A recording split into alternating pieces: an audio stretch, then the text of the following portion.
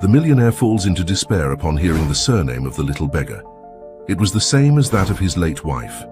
Interested you? Don't forget to subscribe to our channel and tell us which city you're watching us from. We'll keep going.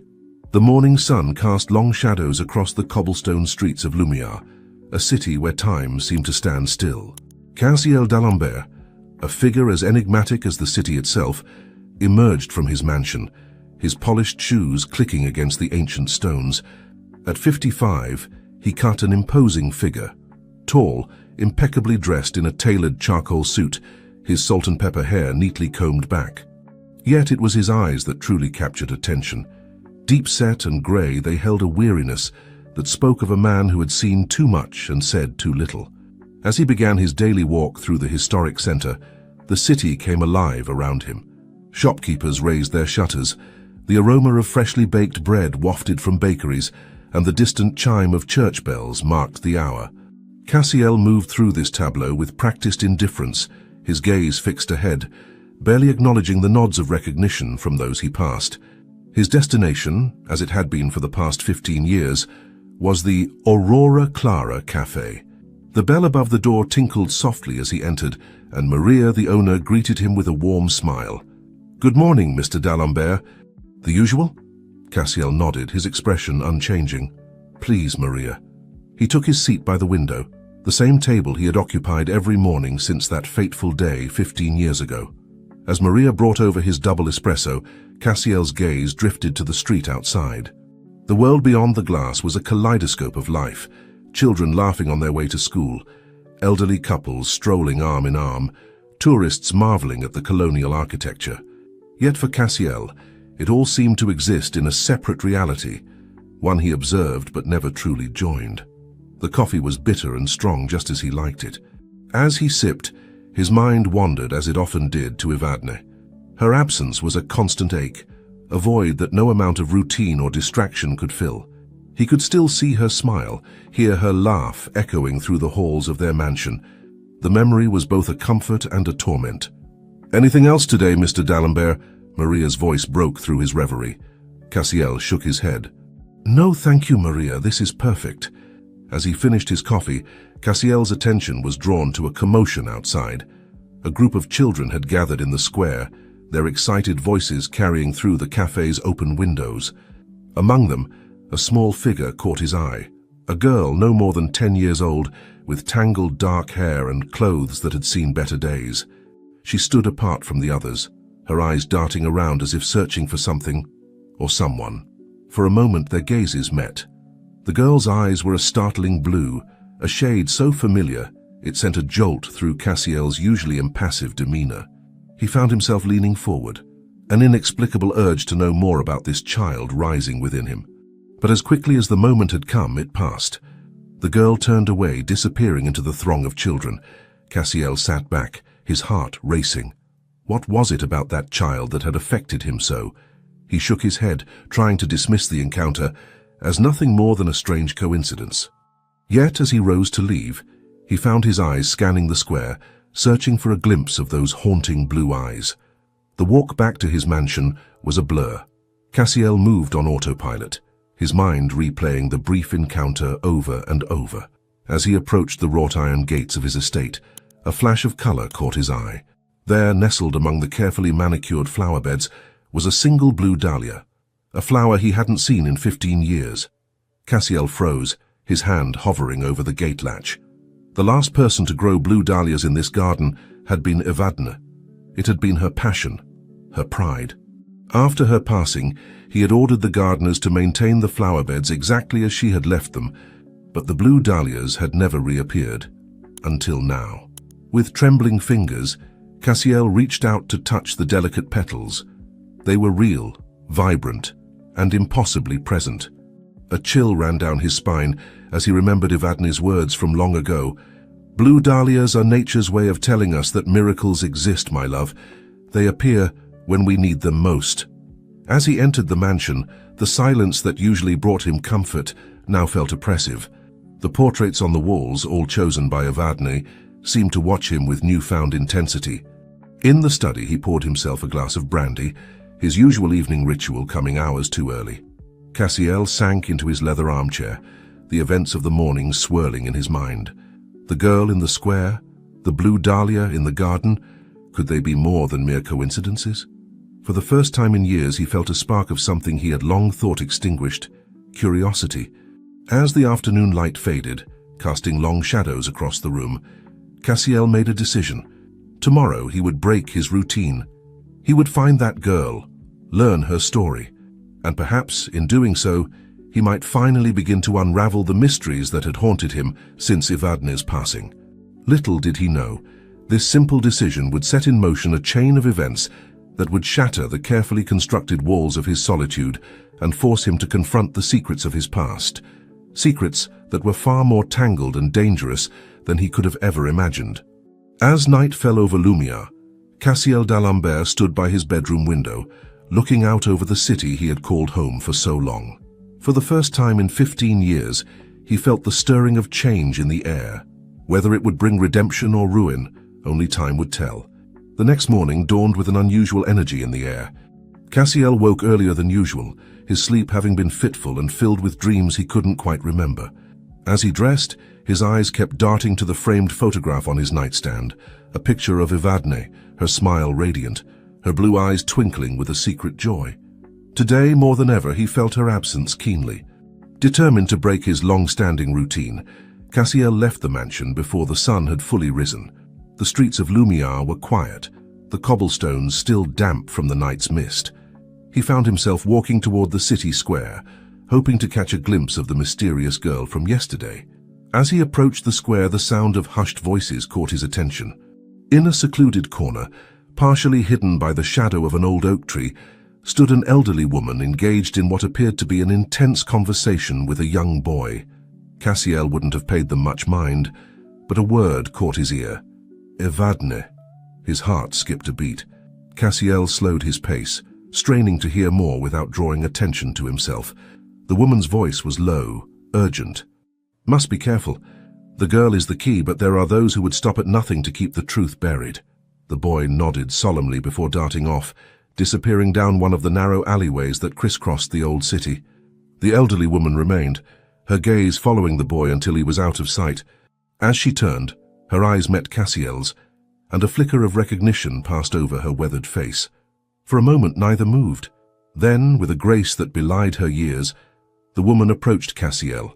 "Mr. d'Alembert," she said, her voice carrying a hint of an accent he couldn't quite place. "I've been hoping our paths would cross."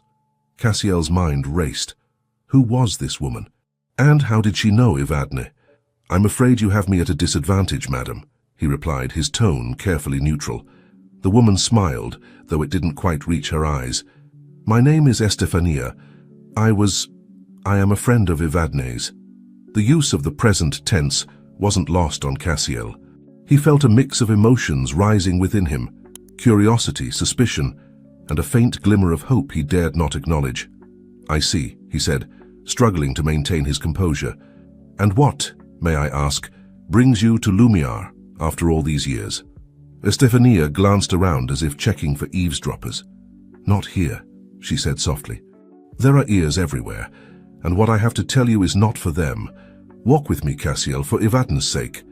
The mention of his late wife's name again sent a jolt through him. Against his better judgment, Cassiel found himself falling into step beside the elderly woman as she led him away from the square. They walked in silence for several minutes, winding their way through the narrow streets until they reached a small, secluded garden tucked away behind an old church. Estefania settled onto a bench, patting the space beside her in invitation. 15 years is a long time to keep secrets," she began, her eyes fixed on a point in the distance. "But some secrets are too dangerous to be spoken, even after so much time has passed." Cassiel's patience was wearing thin. "What secrets? What does any of this have to do with Evadne?" Estefania turned to face him, her expression grave. "Everything, Cassiel. It has everything to do with Evadne, and with you, and with a child who should never have been forgotten." The world seemed to tilt on its axis. Cassiel gripped the edge of the bench, his knuckles turning white. "A child?" he whispered, his mind reeling. "What child?" "Evadne's child," Estefania replied, her voice barely above a whisper. "Your child, Cassiel." For a moment, all Cassiel could hear was the pounding of his own heart. "That's impossible," he said, shaking his head. "Evadne and we never had children. We tried, but—" "Not during your marriage, no," Estefania interrupted gently. Before you even met." The implications of her words hit Cassiel like a physical blow. He stood abruptly, pacing the small garden as he struggled to process what he was hearing. "Why?" he finally managed. "Why would she keep this from me? From everyone?" Estefania's eyes filled with a mixture of sorrow and understanding. "To protect the child, Cassiel. To protect you both. There was a man, a dangerous man who believed the child was his. Evadne knew he would stop at nothing to claim what he saw as his own." Cassiel's mind was spinning. A child. Evadne's child. Possibly his child. And a threat he had known nothing about. "Where?" he demanded. "Where is this child now?" The old woman shook her head. "I don't know.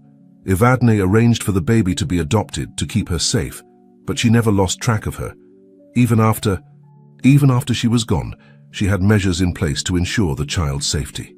A memory flashed through Cassiel's mind, the girl in the square, with eyes so achingly familiar. Could it be? "This man," he said, his voice hoarse with emotion. "Is he still a threat?" Estefania's silence was answer enough. She reached into her bag, pulling out a small, leather-bound book. "Evadne's diary," she explained, holding it out to him. "Not all of it. She destroyed most of her records to protect the child. But what's here? It might help you understand, and it might help you find her." With trembling hands, Cassiel took the book. It felt impossibly heavy for its size, weighted with the secrets it contained. "Why now?" he asked, looking at Estefania with a mixture of gratitude and suspicion. "Why tell me all this after so many years?" The old woman stood, her face etched with lines of worry. "Because the past never truly stays buried, Cassiel. And because I fear the danger Evadne tried so hard to protect you both from. It may be closer than we think." As if to punctuate her words, a distant clock tower began to chime. Estefania glanced towards the sound, a flicker of fear crossing her face. "I've said too much already. Read the diary, Cassiel. Find the child. And whatever you do, trust no one." Before Cassiel could respond, Estefania had slipped away, disappearing into the maze of Lumia's streets as quickly and mysteriously as she had appeared. He was left alone in the garden, clutching Evadne's diary, his world irrevocably changed. As he made his way back to the mansion, Cassiel's mind raced with questions. Who was the dangerous man Estefania had spoken of? How much of his life with Evadne had been built on secrets and half-truths? And most pressingly, where was the child, now a young woman, who might be his daughter? The blue dahlia in his garden seemed to take on new significance as he passed it, a sign perhaps that the time for truth had finally come. As Cassiel entered his study, locking the door behind him, he knew that the life he had carefully constructed over the past 15 years was about to unravel. With a deep breath, he opened Evadne's diary. On the first page, in her elegant handwriting, was a single line that made his heart stop. "To my dearest Cassiel, if you're reading this, I'm so sorry. The truth is far more complicated than you could ever imagine." As Cassiel began to read, he realized that the mystery surrounding Evadne's past and his own future was only beginning to unfold. The study, once a sanctuary of order and calm, now felt like a prison to Cassiel. Hours had passed since he'd begun reading Evadne's diary, and with each page turned, his world tilted further on its axis. The elegant script that had once brought him comfort now seemed to mock him with its secrets. Evadne's words painted a picture of a life he'd never known, a young woman, barely out of her teens, caught in a web of deceit and danger. She wrote of a man named Victor Salvatore, a figure who loomed large in her past. His name appeared again and again, each mention dripping with a mixture of fear and regret. "Victor's obsession grows daily," one entry read. "He speaks of our child as if it's already his, a possession to be claimed. I fear what he might do if he knew the truth, that the baby isn't his at all." Cassiel's hands shook as he read those words. The implication was clear, yet the diary offered no further explanation. Who then was the father? Could it truly be him, as Estefania had suggested? As the sun began to set, casting long shadows across the room, Cassiel came across an entry that made his blood run cold. I've made the hardest decision of my life today. My beautiful daughter, my little Aurelia, will be safer far away from me.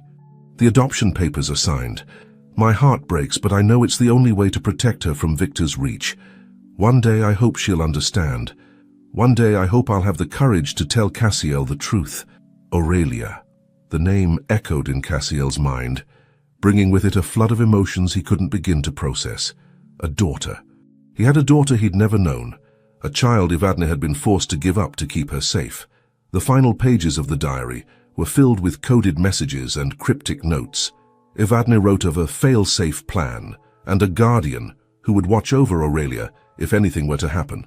The last entry, dated just days before Evadne's passing, was particularly haunting. If you're reading this, my love, it means I'm no longer there to protect our daughter. Find her, Cassiel. Keep her safe. The blue dahlia will bloom when the time is right. Trust in its message. Cassiel closed the diary, his mind reeling from the revelations. The blue dahlia in the garden? It wasn't just a coincidence. It was a sign, a message from Evadne reaching out from beyond. With renewed purpose, he stood and walked to the window. The city of Lumiar spread out before him, its lights twinkling in the gathering dusk. Somewhere out there was Aurelia, his daughter, possibly in danger and unaware of her true identity. A soft knock at the study door startled him from his reverie. "Mr. D'Alembert," it was Helena, his housekeeper. "There's someone here to see you. A young girl. She says it's urgent." Cassiel's heart raced. Could it be? He composed himself and opened the door. "Show her in, Helena." Moments later, a small figure entered the study. It was the girl from the square, her blue eyes wide with a mixture of fear and determination. Up close, the resemblance to Evadne was unmistakable. "Mr. D'Alembert," she said, her voice barely above a whisper. "My name is Aurelia, and I think you might be my father." The world seemed to hold its breath as Cassiel looked at the child before him, the daughter he never knew he had. In that moment he made a silent vow. He would protect her no matter the cost. Little did he know, the dangers lurking in the shadows were already closing in, ready to test that vow to its very limits. The grandfather clock in the hallway chimed 9 times, its deep resonance filling the tense silence of Cassiel's study. Aurelia sat perched on the edge of an oversized leather armchair, her small frame almost swallowed by its bulk. Her eyes, so startlingly like Evadne's, darted around the room, taking in the floor-to-ceiling bookshelves, the antique globe, and the portraits of stern-faced ancestors. Cassiel stood by the fireplace, struggling to find words. How does one begin a conversation with a daughter they've only just discovered? He cleared his throat.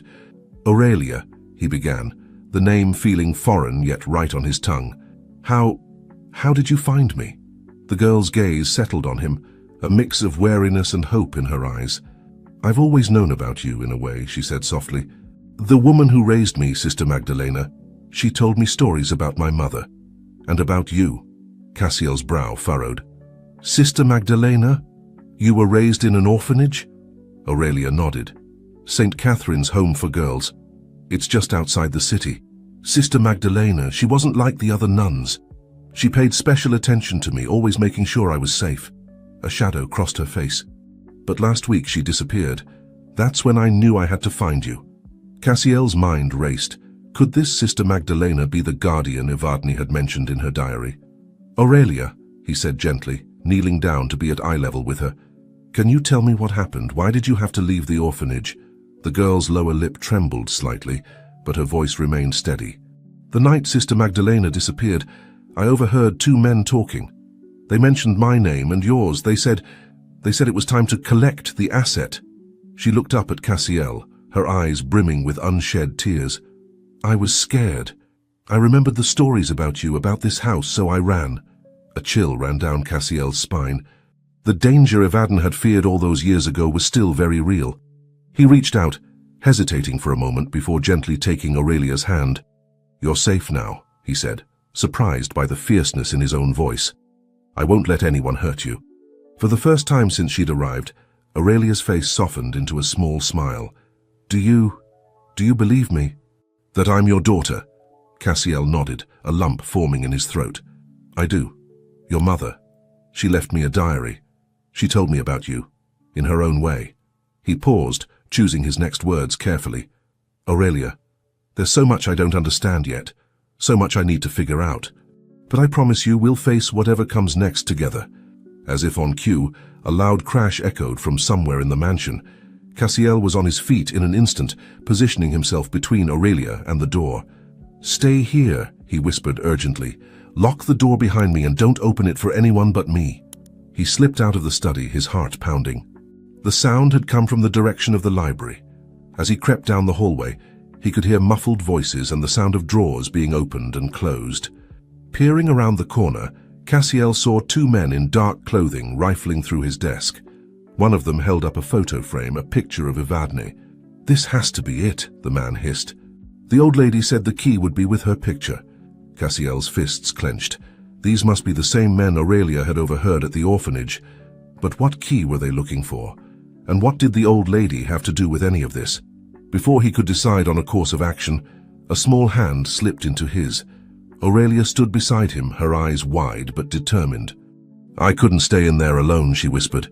Cassiel wanted to scold her for not listening, but there was no time. The intruders were getting closer to the door. He made a split-second decision. "Run," he whispered to Aurelia. "To the garden. The Blue Dahlia, remember that." As Aurelia slipped away, Cassiel stepped into view of the intruders. "Gentlemen," he said, his voice cold and steady, "I believe you're trespassing." The men whirled around, surprise quickly giving way to menace on their faces. The larger of the two stepped forward, a twisted smile playing on his lips. "Mr. d'Alembert, I presume. We have some questions about your late wife, and about a certain little girl." Cassiel's mind raced. He needed to buy time, to keep these men away from Aurelia. "I'm afraid I don't know what you're talking about," he said, edging towards the antique sword mounted on the wall. "But I'd be happy to discuss this matter with the authorities." The man's smile widened. "Oh, I don't think that will be necessary. You see, we have friends in high places. No one will miss you if you disappear." As the men advanced, Cassiel's hand closed around the hilt of the sword. He may have lived a life of quiet routine for the past 15 years, but the instincts from his younger days, days he'd tried hard to forget, came rushing back. "I wouldn't be so sure about that," Cassiel growled, bringing the sword up in a defensive stance. "I've been missing for 15 years. It's time I was found." The library erupted into chaos as Cassiel faced off against the intruders. Outside, in the garden, a small figure crouched by a blue dahlia, waiting and watching. The quiet life Cassiel had built for himself was shattering. But from its ruins a new purpose was emerging, one that would require all the strength, cunning, and love he possessed. As the sounds of struggle echoed through the mansion, Aurelia clutched the blue dahlia close to her heart, whispering a prayer she'd learned long ago. "Protect us, Mother. Guide us home." Little did she know, the journey home would be far more perilous and far more extraordinary than she could have ever imagined. The clash of metal against metal rang through the library as Cassiel parried a blow from one of the intruders. Years of a sedentary lifestyle had taken their toll, but muscle memory from a long-buried past kicked in. He moved with a grace that belied his age, the antique sword an extension of his arm. "Who sent you?" Cassiel demanded, his voice steady despite the exertion. The larger of the two men, a brute with a scar running down his left cheek, lunged forward. "You know who," the man snarled. "The boss has been waiting a long time for this moment, d'Alembert. Hand over the girl, and maybe we'll let you live." Cassiel's mind raced. The boss, could it be Victor Salvatore, the man Evadne had feared so much? He didn't have time to ponder as the second intruder, a wiry man with cold, calculating eyes, circled around, trying to flank him. With a swift move, Cassiel knocked a heavy tome from the shelf, sending it crashing into the wiry man's face. The momentary distraction was all he needed. He kicked out, catching the larger man off guard and sending him stumbling into his companion. "I don't know who your boss is," Cassiel lied, his voice filled with a conviction he didn't quite feel. "But you've made a grave mistake coming here." The scarred man wiped blood from his lip, his eyes narrowing. "Have we? We know about the girl, d'Alembert. We know she's here. It's only a matter of time before we find her." A chill ran down Cassiel's spine. How did they know about Aurelia? His grip on the sword tightened as he positioned himself between the intruders and the door. "You won't touch her," he growled. The wiry man, recovering from the blow, pulled out a switchblade. "Don't make this harder than it needs to be, old man. The boss wants what's rightfully his." Rightfully his? Cassiel couldn't keep the disgust from his voice. She's a child, not a possession. The men exchanged a look that made Cassiel's blood run cold. There was something they knew, something beyond just Aurelia's existence. Before either side could make another move, the sound of shattering glass echoed from somewhere in the mansion. All three men froze, their heads turning towards the noise. Aurelia, Cassiel thought, his heart racing. Had she broken in somewhere? Or was there someone else in the house? Taking advantage of the momentary distraction, Cassiel lunged forward, the tip of his sword catching the wiry man's arm. The intruder cried out, dropping his knife. "Go!" the scarred man shouted to his companion. "Find the girl!" "I'll deal with him." As the wiry man darted out of the library, Cassiel found himself locked in combat with the larger intruder. The man was strong, but Cassiel had desperation and love for a daughter he'd just met on his side. Their struggle took them across the library, knocking over chairs and sending books flying. Cassiel could feel his strength waning, but he couldn't give up. Not now. Not when Aurelia needed him. A memory flashed through his mind. Evadne standing in this very library, her hand resting on a particular book. "Sometimes, my love," she had said, "the best defense is hidden in plain sight." With a sudden burst of energy, Cassiel pushed the intruder back and lunged for the bookshelf. His fingers found the spine of the book Evadne had touched all those years ago, The Art of War by Sun Tzu. As he pulled it, a soft click echoed through the room. A section of the bookshelf swung open, revealing a hidden passage. The scarred man's eyes widened in surprise. "What the—" Cassiel didn't give him time to finish. With a well-aimed kick, he sent the intruder crashing into a heavy oak desk. The man's head hit the edge with a sickening thud, and he crumpled to the floor unconscious. Panting heavily, Cassiel stared at the secret passage. How long had this been here? What other secrets had Evadne kept from him? There was no time to ponder. Aurelia was still in danger. Grabbing a flashlight from the desk drawer, Cassiel plunged into the dark passage, praying he wasn't too late. As the bookshelf swung shut behind him, Cassiel found himself in a narrow, dusty corridor. The beam of his flashlight revealed cobwebs and footprints in the dust, recent ones. Someone had been here, and recently. His heart pounding, Cassiel moved forward. The passage seemed to slope downward, leading him deeper into the bowels of the mansion. He could hear faint sounds echoing from ahead, voices, and what sounded like crying. "Aurelia," he whispered, picking up his pace. The corridor twisted and turned, and Cassiel realized with a start that he was no longer just under his mansion. This passage seemed to extend beyond his property lines, possibly under the streets of Lumiar itself. After what felt like an eternity, the passage widened into a small chamber. Cassiel's flashlight beam swept across the room, revealing shelves lined with dusty files and old photographs. In the center stood a small safe, its door ajar. And there, huddled in the corner, her eyes wide with fear, was Aurelia. Next to her, unconscious on the ground, lay the wiry intruder. "Aurelia!" Cassiel rushed forward, dropping to his knees beside her. "Are you all right? Did he hurt you?" The girl shook her head, her voice trembling. No, I remembered something Sister Magdalena told me once, about a special move to protect myself. When he grabbed me, I just reacted." Cassiel looked at the unconscious man, a mix of pride and concern washing over him. "You did well," he said softly, pulling Aurelia into a gentle embrace. "You're safe now." As Aurelia clung to him, Cassiel's gaze fell on the open safe. Inside he could see a stack of documents and a small ornate box.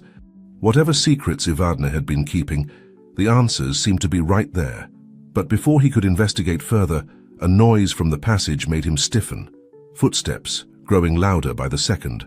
Cassiel stood, positioning himself in front of Aurelia. "Stay behind me," he whispered, raising the sword once more. As a figure emerged from the shadows, Cassiel prepared himself for another fight, but the person who stepped into the light of his flashlight wasn't another intruder. It was Estefania, the old woman from the square. Her eyes, filled with a mixture of relief and apprehension, darted between Cassiel, Aurelia, and the unconscious man on the floor. "I see you've discovered Evadne's failsafe," she said, her voice echoing in the small chamber. "But I'm afraid our troubles are far from over, Cassiel. The past has finally caught up with us all." As Cassiel stared at Estefania, 1,000 questions racing through his mind, He realized that the mystery surrounding Evadne, Aurelia, and his own past was far more complex and far more dangerous than he could have ever imagined. The echoes of the past were growing louder, and the time for answers had finally come. The air in the hidden chamber felt thick with tension and unspoken secrets. Cassiel stood protectively in front of Aurelia, his eyes fixed on Estefania. The old woman's sudden appearance had raised more questions than answers. "How did you find this place?" Cassiel demanded, his voice low and guarded. Estefania's gaze softened as it fell on Aurelia. "I've known about this hideaway for years, Cassiel. Evadne and we prepared it together long ago." Aurelia peeked out from behind Cassiel, her curiosity momentarily overcoming her fear. "You knew my mother?" A sad smile crossed Estefania's face. "I did, child. I was her confidant, her protector, and her greatest regret." Cassiel's grip on the sword tightened. "Explain." "Now." Estefania sighed, suddenly looking every one of her years. "We don't have much time. Those men upstairs, they're just the beginning. Victor Salvatore has finally found the trail, and he won't stop until he has what he believes is rightfully his." At the mention of Victor's name, Aurelia let out a small gasp. Cassiel turned to her, his eyes questioning. I've heard that name before," Aurelia whispered. "In my dreams. A man's voice, angry and scary, always saying that name." Cassiel felt a chill run down his spine. He turned back to Estefania. "Who is Victor Salvatore? What does he want with Aurelia?" The old woman moved to the open safe, her hands trembling slightly as she reached for the ornate box inside. "Victor is a man of great power and even greater cruelty. Years ago, he and Evadne were briefly involved. When she tried to leave him, he became obsessed, convinced that any child of hers must be his." She opened the box, revealing a small USB drive and a locket. Evadne knew the truth would come out eventually. She left everything here. Evidence of Victor's crimes, proof of Aurelia's true parentage, and the key to accessing an account that could bring down Victor's entire empire. Cassiel's mind reeled. "And the true parentage?" Estefania's eyes met his. "She's yours, Cassiel, truly yours. Evadne discovered she was pregnant shortly after meeting you, but before you were married. She hid it from everyone, fearing Victor's reaction." A wave of emotions washed over Cassiel, relief, joy, and a deep, aching sadness for the years lost. He felt Aurelia's small hand slip into his, and he squeezed it gently. "But why didn't she tell me?" Cassiel asked, his voice hoarse with emotion. "We could have protected Aurelia together." Estefania shook her head. "Victor's reach is vast. She feared he would destroy you both. By keeping you in the dark, she hoped to keep you safe." A noise from the passage made them all freeze. Heavy footsteps echoed, growing louder by the second. "We need to leave," Estefania said urgently. "There's another exit, known only to Evadne and me. It leads to a safe house on the outskirts of the city." Cassiel hesitated, looking at the documents in the safe. "But the evidence is all copied on this," Estefania said, holding up the USB drive. "Evadne made sure of it. Now, we must go." As they hurried towards a hidden door at the back of the chamber, Aurelia suddenly stopped. "Wait!" she cried, running back to the safe. Before Cassiel could stop her, she had grabbed the locket. "My mother's voice and in my dreams. She always mentioned a locket," Aurelia explained, clutching it tightly. There was no time to argue. The footsteps were almost upon them. Cassiel scooped Aurelia into his arms, and they slipped through the hidden door just as voices erupted in the chamber behind them. The new passage was narrower and steeper than the last. They moved as quickly as they could in the dim light of Cassiel's flashlight, the sounds of pursuit growing fainter as they descended deeper into the earth. "Where does this lead?" Cassiel asked between breaths. "To the old catacombs beneath Lumia," Estefania replied. "From there we can access the tunnel system that leads out of the city." As they hurried through the winding passage, Cassiel's mind raced. His entire world had been turned upside down in the span of a day. He had a daughter, a brave, beautiful daughter, who was now in terrible danger. And Evadne. His beloved Evadne had carried so much pain and fear alone. After what felt like hours, but was likely only minutes, they emerged into a vast underground chamber. Ancient stone arches loomed above them, and the air was thick with the musty smell of centuries past. "We'll rest here for a moment," Estefania said, her breath coming in short gasps. "We should be safe for now." As they caught their breath, Aurelia opened her hand, revealing the locket. With trembling fingers, she tried to open it, but the clasp seemed stuck. "Here, let me," Cassiel said gently. Years of working with delicate antiques had given him a deft touch. With a soft click, the locket opened. Inside was a tiny photo of Evadne, smiling and radiant, and next to it a lock of hair, the same rich dark color as Aurelia's. Tears welled up in Aurelia's eyes. "It's her," she whispered. "It's really her." Cassiel felt his own eyes stinging as he looked at the photo of his late wife. So many secrets, so much lost time. But as he looked at Aurelia, he felt a fierce determination growing within him. He might not have been there for the beginning of her life, but he would do everything in his power to protect her now. Estefania's voice broke through his thoughts. "We should keep moving. The safe house isn't far now." As they prepared to continue their journey, a distant sound echoed through the catacombs, voices and the beam of flashlights. "They're persistent. I'll give them that," Cassiel muttered. He turned to Estefania. "You said you were Evadne's protector. I hope you're prepared to extend that protection to her daughter." The old woman's eyes flashed with a determination that belied her years. "With my life, if necessary. Now, follow me closely. The path ahead is treacherous, but it's our only way out." As they plunged deeper into the catacombs, Cassiel held Aurelia's hand tightly. The weight of the sword in his other hand was a constant reminder of the dangers they faced, but for the first time in 15 years, he felt truly alive. He had a purpose, a reason to fight. The secrets of the past were unraveling, bringing with them new dangers and unexpected allies. But as they navigated the dark tunnels beneath Lumia, Cassiel made a silent vow. Whatever challenges lay ahead, whatever truths were yet to be revealed, he would face them head-on. For Aurelia, for Evadne, for the family he never knew he had, and the future he was determined to protect. The echoes of their footsteps faded into the darkness, as the ancient catacombs of Lumiere became the unlikely stage for a story of love, loss, and redemption that had been decades in the making. The catacombs of Lumiere stretched before them like a labyrinth of shadows and secrets. Cassiel, Aurelia, and Estefania moved swiftly through the narrow passageways, their footsteps echoing off ancient stones. The air was thick with the musty scent of centuries past, and the only light came from Cassiel's flashlight, casting eerie shadows on the walls. "How much further?" Cassiel whispered, his hand firmly clasped around Aurelia's. Estefania, leading the way, glanced back. "Not far now. There's an old chapel ahead that connects to the tunnel system leading out of the city." As they rounded a corner, the beam of the flashlight illuminated a vast chamber. Crumbling stone arches soared overhead, and weathered statues of long-forgotten saints stood silent vigil along the walls.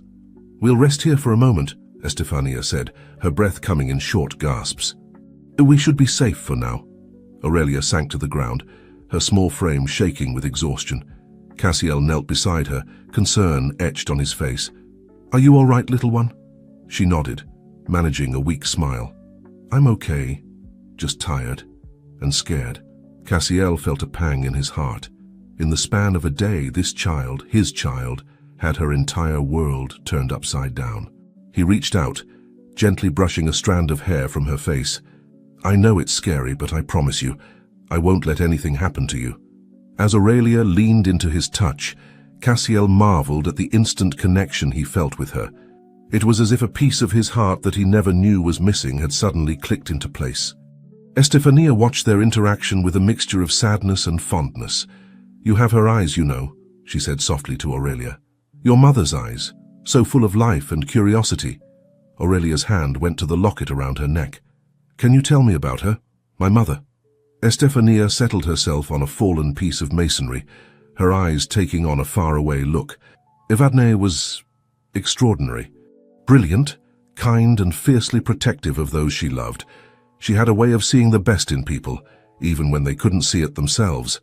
Cassiel listened intently, drinking in every word about the woman he thought he knew so well. "How did you two meet?" he asked. A shadow crossed Estefania's face. "It was complicated. I wasn't always the person you see before you. In my younger days I worked for Victor Salvatore. Cassiel stiffened, his hand instinctively tightening around Aurelia's. You worked for him? The man who's hunting us now? Estefania nodded, her expression pained. I'm not proud of it. Victor's organization was involved in many unsavory things. I was young, desperate for money and a sense of belonging. But then I met Evadne. She paused, lost in the memory.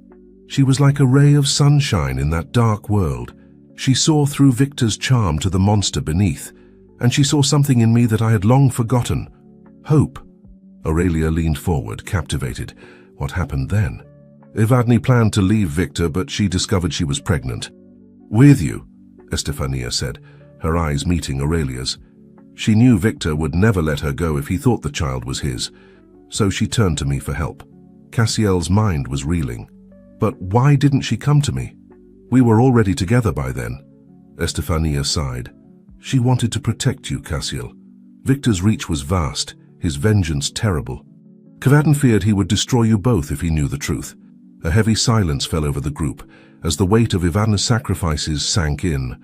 Cassiel felt a mixture of love, grief, and frustration washing over him. So many years lost, so many secrets kept. Suddenly a distant sound echoed through the catacombs, voices and the beam of flashlights bouncing off the walls. They've found the entrance, Estefania said, her voice tight with urgency. We need to move now. As they scrambled to their feet, Aurelia's foot caught on a loose stone. She stumbled, her hand slipping from Cassiel's grasp. With a small cry, she fell, disappearing into a hidden crevice in the chamber floor. Aurelia! Cassiel's heart leapt into his throat as he lunged forward, his hands grasping at empty air. Estefania was at his side in an instant. There, she pointed, her flashlight beam illuminating a narrow opening. It's an old escape tunnel, probably used by monks centuries ago. Without hesitation, Cassiel squeezed through the opening, calling out softly, Aurelia! Can you hear me? A faint whimper echoed back. Papa, I'm here, I'm scared. The word Papa sent a jolt through Cassiel's heart. He pushed forward, ignoring the scrape of rough stone against his skin. I'm coming, sweetheart. Just stay where you are. The tunnel widened slightly, and Cassiel found himself in a small circular chamber. Aurelia was huddled in a corner, her eyes wide with fear. As soon as she saw him, she launched herself into his arms. I've got you, Cassiel murmured, holding her close. You're safe now. As he turned to head back, something caught his eye. On the far wall of the chamber, barely visible in the dim light, was a series of strange symbols etched into the stone. Estefania, he called out. I think you need to see this. The old woman squeezed through the opening, her breath catching as she saw the markings. Impossible, she whispered. What is it? Cassiel asked, feeling Aurelia's grip on him tighten. Estefania ran her fingers over the symbols, her expression a mixture of awe and fear. It's an old cipher. One Evadne and I used to communicate in secret. But this is recent. What does it say? Aurelia asked, her curiosity momentarily overcoming her fear. Estefania's eyes met Cassiel's, her voice barely above a whisper. It says, the truth lies beneath the blue dahlia. Trust only the keeper of the locket. A chill ran down Cassiel's spine. The blue dahlia in his garden, the locket around Aurelia's neck. It couldn't be coincidence. Before they could process this new information, the sound of voices grew louder, closer. We need to go, Estefania urged. This tunnel might be our only chance. As they hurried deeper into the unknown passage, Cassiel's mind raced. The mysteries surrounding Evadne seemed to multiply with each revelation. But one thing was clear. The answers they sought were more complex and potentially more dangerous than he could have ever imagined. With Aurelia's hand firmly in his, Cassiel pressed forward into the darkness. Whatever secrets lay ahead, whatever dangers they might face, he knew that protecting his newfound daughter was all that mattered now. The echoes of their footsteps faded into the shadows, as the ancient tunnels of Lumia became the unlikely stage for a story of love, loss, and redemption that had been decades in the making. The narrow tunnel stretched endlessly before them, a dark maw swallowing the feeble light of their flashlights. Cassiel led the way, one hand firmly grasping Aurelia's, the other tracing the damp stone walls.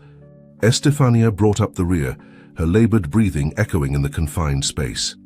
"Are you sure this leads out of the city?" Cassiel asked over his shoulder, his voice tight with concern. Estefania nodded, though the gesture was lost in the darkness. "Yes, but it's not a direct route. These tunnels were built centuries ago, designed to confuse and mislead pursuers." As if to emphasize her point, they soon found themselves at a junction, 3 identical passages branching off into the gloom. Aurelia squeezed Cassiel's hand. "Which way do we go?" Estefania stepped forward, her eyes scanning the walls. After a moment, she pointed to a barely visible mark etched into the stone. "This way. Evadne and we left signs just in case." As they ventured down the chosen path, Cassiel's mind whirled with questions.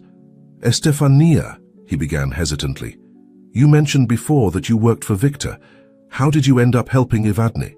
The old woman was quiet for so long that Cassiel thought she might not answer. When she finally spoke, her voice was heavy with memory. "I was young, foolish. Victor offered me a way out of poverty, a chance at what I thought was power. But the things I saw, the things I was asked to do..." She trailed off, shuddering. Evadne was different. She saw through Victor's facade from the start. When she discovered she was pregnant, she came to me for help. Aurelia, who had been listening intently, spoke up. "But why you? Weren't you on Victor's side?" Estefania's laugh was tinged with sadness. "Your mother had a gift for seeing the good in people, even when they couldn't see it themselves. She trusted me when I had given her no reason to. And in doing so, she saved me as much as I saved her." They continued in silence for a while, each lost in their own thoughts. The tunnel began to slope upward, and the air grew fresher, hinting at an exit nearby. Suddenly Aurelia stumbled, her foot catching on something half buried in the ground. Cassiel steadied her, then bent to examine the object. It was a small, leather-bound book. "It's a journal," he said, brushing off the dirt. As he opened it, a folded piece of paper fluttered to the ground. Aurelia picked it up, her eyes widening as she unfolded it. "It's a letter," she gasped, "from my mother."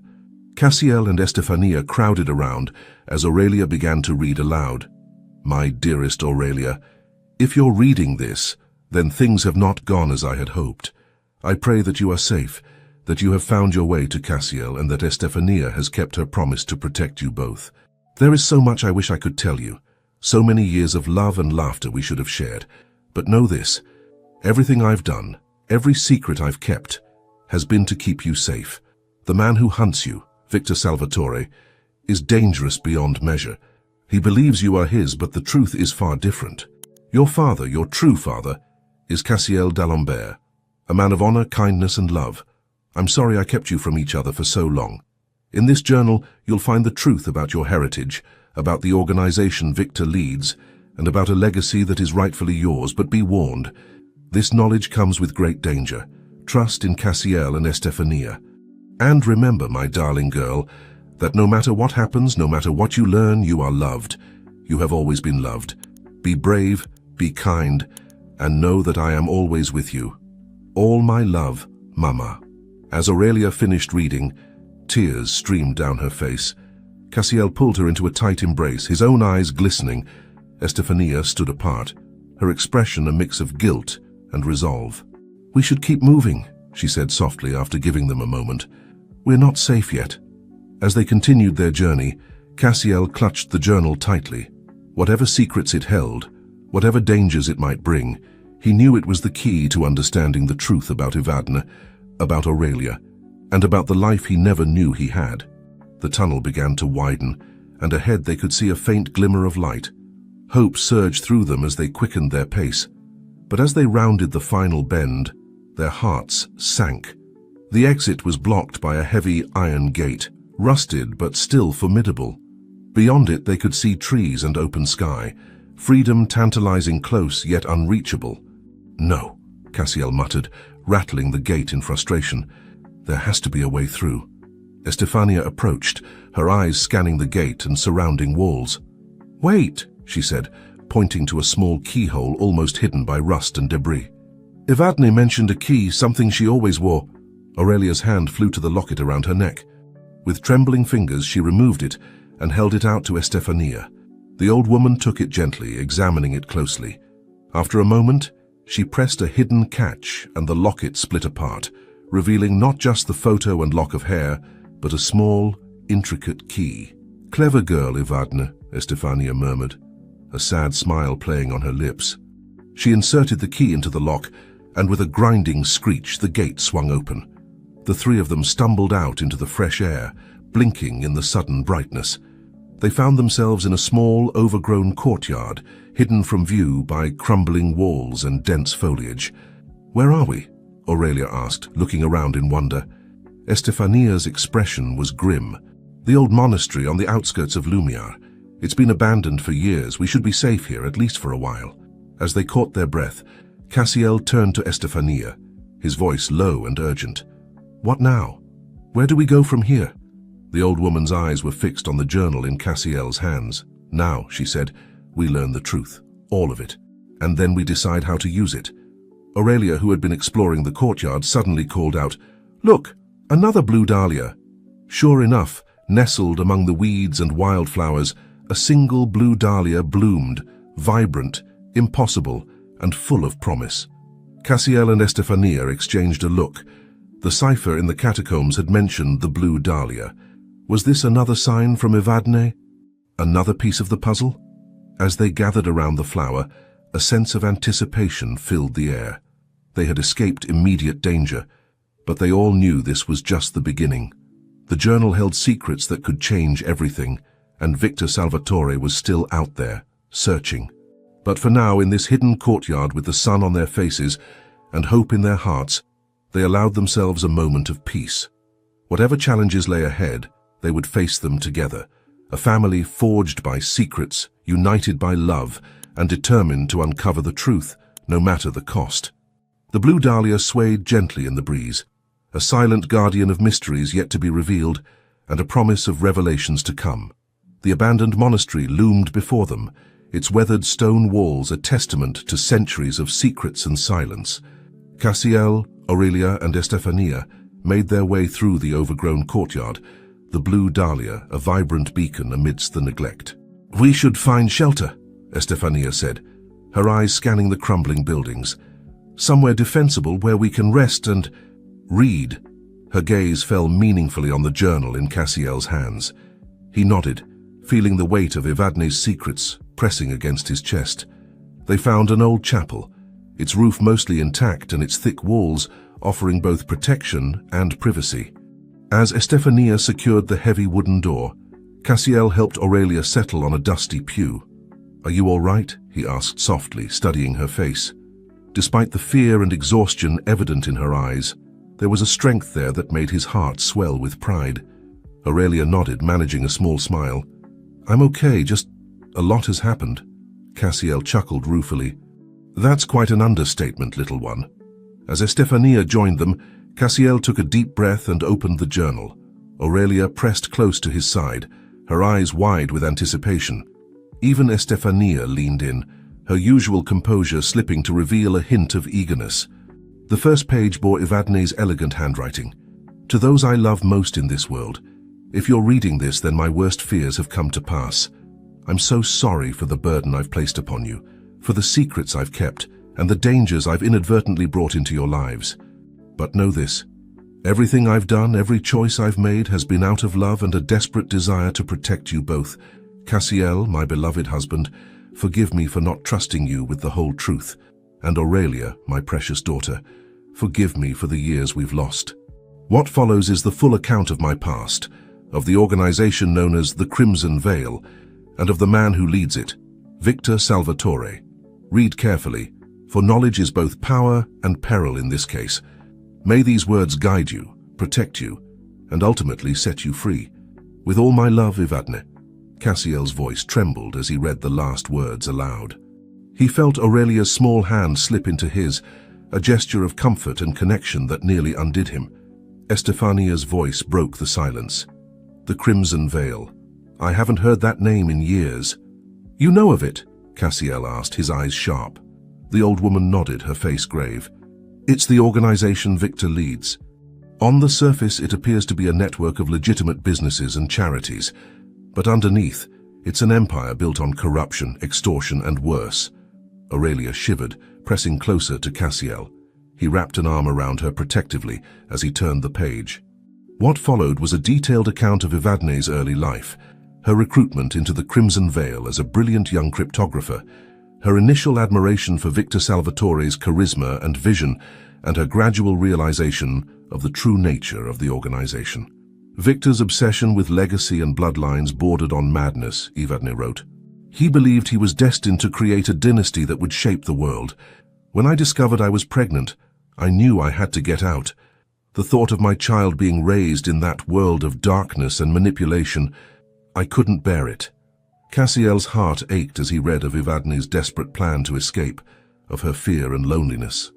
But then came an entry that made him pause, his breath catching. I never expected to find love in the midst of my escape. But then I met Cassiel. His kindness, his integrity. It was like stepping into sunlight after years in shadow. When I discovered the baby was his, not Victor's, I felt a joy I can't describe.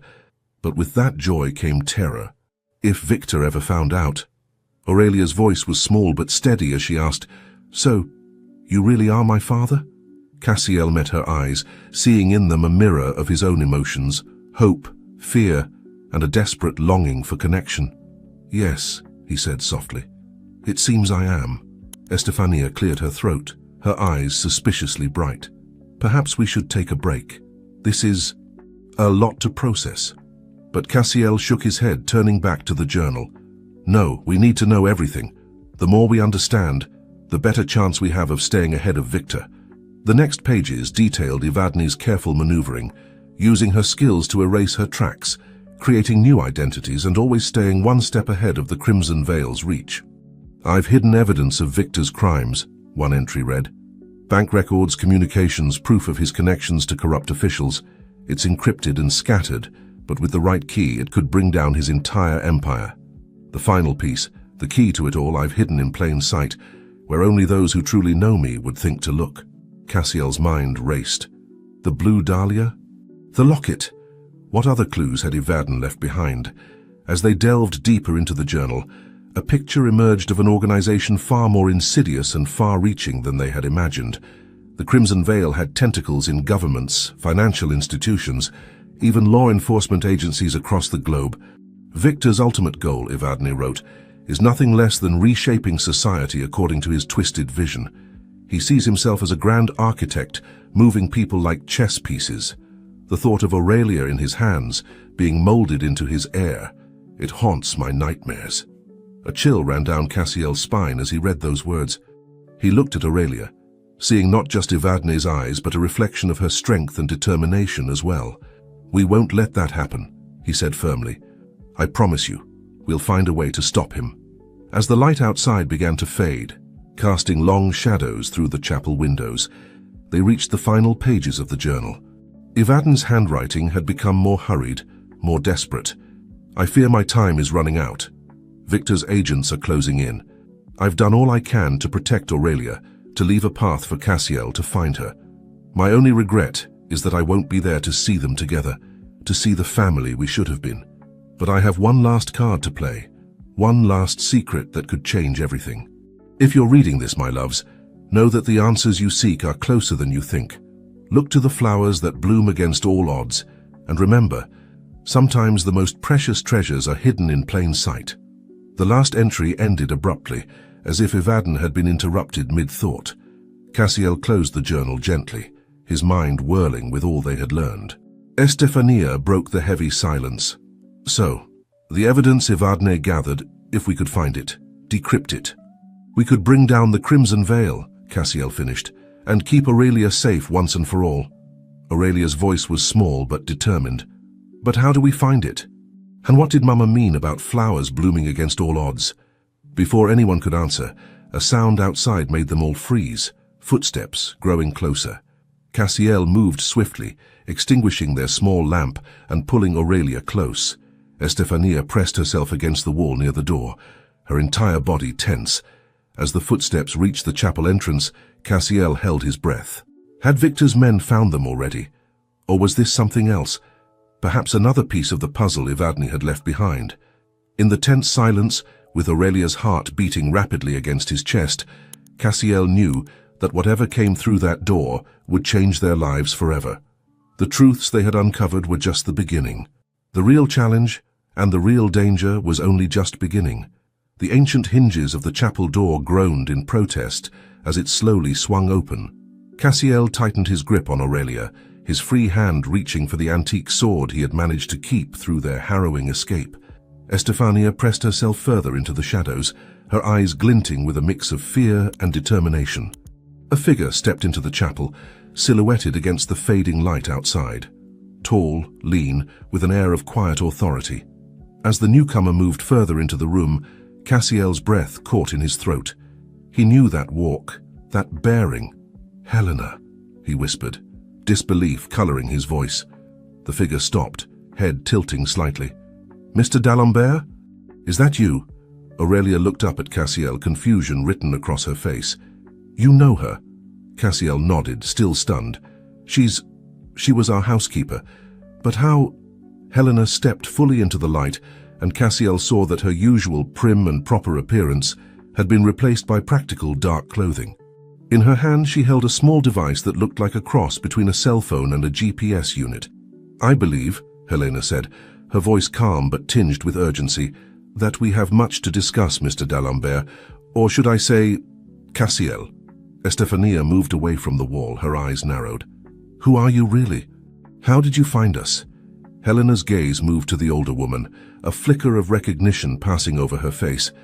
"Estefania, it's been a long time. I'm glad to see Evadne's faith in you was not misplaced." The tension in the room was palpable. Cassiel stood, gently pushing Aurelia behind him. "Helena, what's going on? How do you know about Evadne's plans?" A sad smile played on Helena's lips. "Because, Cassiel, I've been part of those plans from the beginning. Evadne didn't just hire me as a housekeeper. She placed me in your home to watch over you, to be ready when the time came." Cassiel's mind reeled. How much of his life had been orchestrated without his knowledge? He felt a surge of anger, quickly tempered by the realization of the lengths Evadne had gone to protect him and Aurelia. "The blue dahlia in the garden," he said slowly. "That was you?" Helena nodded. "A signal, to let you know it was time. I had hoped to explain everything to you back at the mansion, but Victor's men arrived sooner than we anticipated." Aurelia stepped out from behind Cassiel, her eyes wide with curiosity and a hint of hope. "You knew my mother?" Helena's expression softened as she looked at the young girl. "I did, dear one. And I've been watching over you from afar all these years, just as I promised her I would."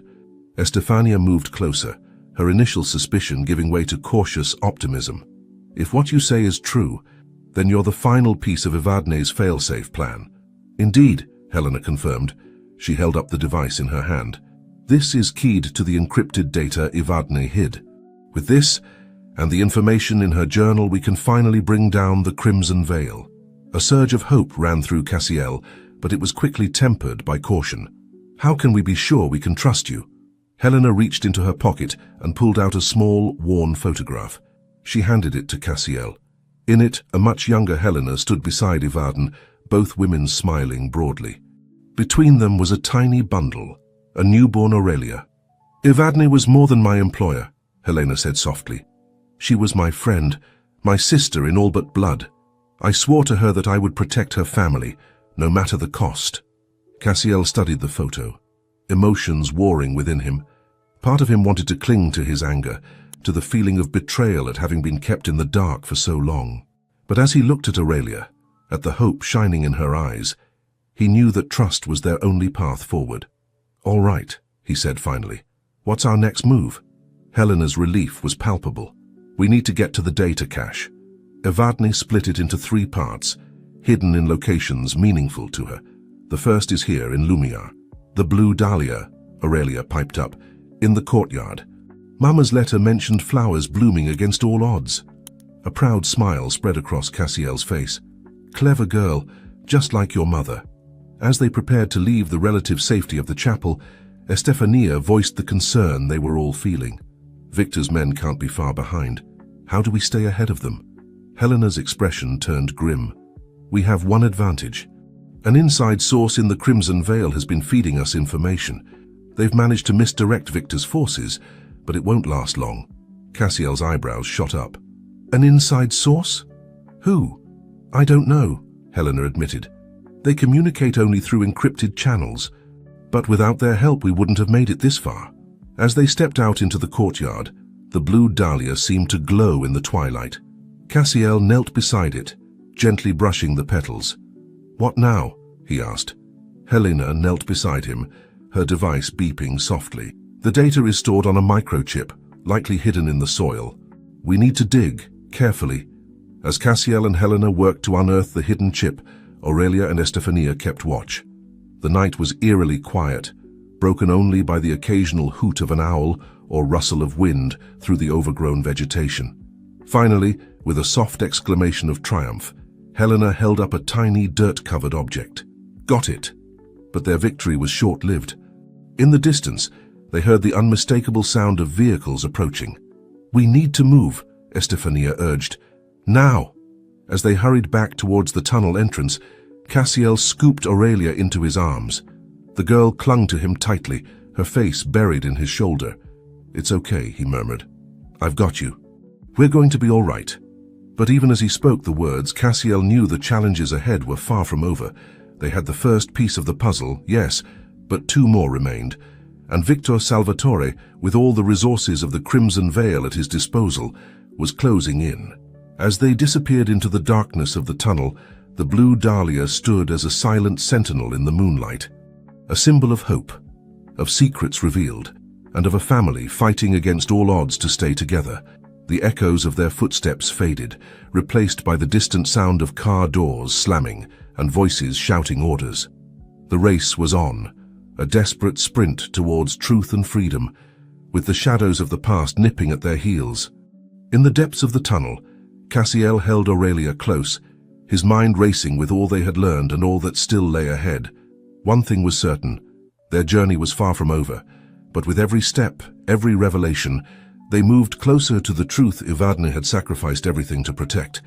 As they hurried through the darkness, guided by Helena's device and Estefania's memory, Cassiel made a silent vow. Whatever came next, whatever dangers they faced, he would see this through. For Aurelia, for Evadne, for the family he had lost, and the one he was only just beginning to know. The damp, musty air of the tunnel pressed in around them, as Cassiel, Aurelia, Estefania, and Helena hurried through the darkness. The only light came from Helena's device, casting eerie shadows on the ancient stone walls. How much further? Cassiel asked, his voice barely above a whisper. Aurelia clung to his hand, her small fingers trembling slightly. Helena consulted her device. The tunnel network is extensive, but if my calculations are correct, we should reach an exit point in about 10 minutes. It'll bring us out near the old lighthouse on the coast. Estefania's brow furrowed. The lighthouse? But that's miles from Lumiar. How is that possible? These tunnels are older than the city itself, Helena explained. They were used by smugglers and resistance fighters for centuries. Evadne, she made sure to map them all. As they pressed on, Cassiel's mind raced. The revelation that Helena had been part of Evadne's plan all along was still sinking in. He felt a complex mix of emotions. Gratitude for her protection, frustration at being kept in the dark, and a deep, aching sadness for all the years lost. Helena, he said softly, how much did you know? About Aurelia? About me? The housekeeper, or whatever her true role was quiet for a moment before responding. I knew enough to keep you both safe. Evadne. She wanted to tell you everything, Cassiel, but the risk was too great. Victor's reach was vast, and she feared what he might do if he discovered the truth. Aurelia's voice piped up, small but curious. Did you know about me all this time? Helena's expression softened in the dim light. I did, dear one. I watched you grow from afar, always making sure you were safe. It broke my heart not to be able to tell you both the truth. A comfortable silence fell over the group as they continued their journey. Cassiel found himself studying Aurelia's profile in the faint light. He could see so much of Evadne in her, the determined set of her jaw, the curious glint in her eye. But there was something else there too, something uniquely Aurelia. Our strength and resilience that both awed and humbled him. Suddenly, Estefania held up a hand, signaling them to stop. Listen, she whispered. In the distance, they could hear faint echoes, voices, and the sound of footsteps. "They've found the tunnel entrance," Helena said, her voice tight with urgency. "We need to move faster." They quickened their pace, the sounds of pursuit growing louder behind them. Cassiel scooped Aurelia into his arms, ignoring the protest of his tired muscles. "Hold on tight," he murmured to her. As they rounded a bend in the tunnel, a faint glimmer of light appeared ahead. "There," Helena pointed. "The exit!" But just as hope surged through them, a rumbling sound filled the air. The ground beneath their feet began to tremble. "Cave in!" Estefania shouted. "Run!" They sprinted towards the exit as chunks of rock and earth began to fall around them. Cassiel shielded Aurelia with his body, feeling debris pelting his back. With a final burst of speed, they burst out of the tunnel just as it collapsed behind them. They stumbled onto a rocky beach, the sound of waves crashing nearby. In the distance, the beam of the lighthouse swept across the dark water. As they caught their breath, the reality of their narrow escape sank in. The tunnel was sealed, cutting off their pursuers, but also their way back. "Is everyone all right?" Cassiel asked, setting Aurelia down gently and checking her for injuries. Nods and murmurs of assent came from the group. Helena was already consulting her device. "The collapse bought us some time, but Victor's men will find another way. We need to keep moving." Estefania pointed towards the lighthouse. Evadne mentioned the lighthouse in her journal. Could the second part of the data be hidden there? Helena nodded. "It's likely. The lighthouse has been abandoned for years, but it holds special significance for Evadne. It's where she first realized she was pregnant with Aurelia." As they made their way across the rocky shore towards the lighthouse, Cassiel felt a tug on his sleeve. He looked down to see Aurelia, her face a mix of exhaustion and determination. "Papa," she said softly, testing out the word. It sent a jolt through Cassiel's heart. "Are we going to be okay?" Cassiel knelt down to her level, placing his hands on her shoulders. "I promise you, Aurelia, I will do everything in my power to keep you safe. We're in this together now, and nothing, not Victor, not the Crimson Veil, nothing will change that." A small smile broke across Aurelia's face, and she threw her arms around Cassiel's neck. He held her close, marveling at how natural it felt, how right. As they approached the lighthouse, its weathered exterior looming against the night sky, Cassiel felt a renewed sense of purpose. Whatever challenges lay ahead, whatever secrets were yet to be uncovered, he knew that he had found something precious. A family, a daughter, a reason to fight.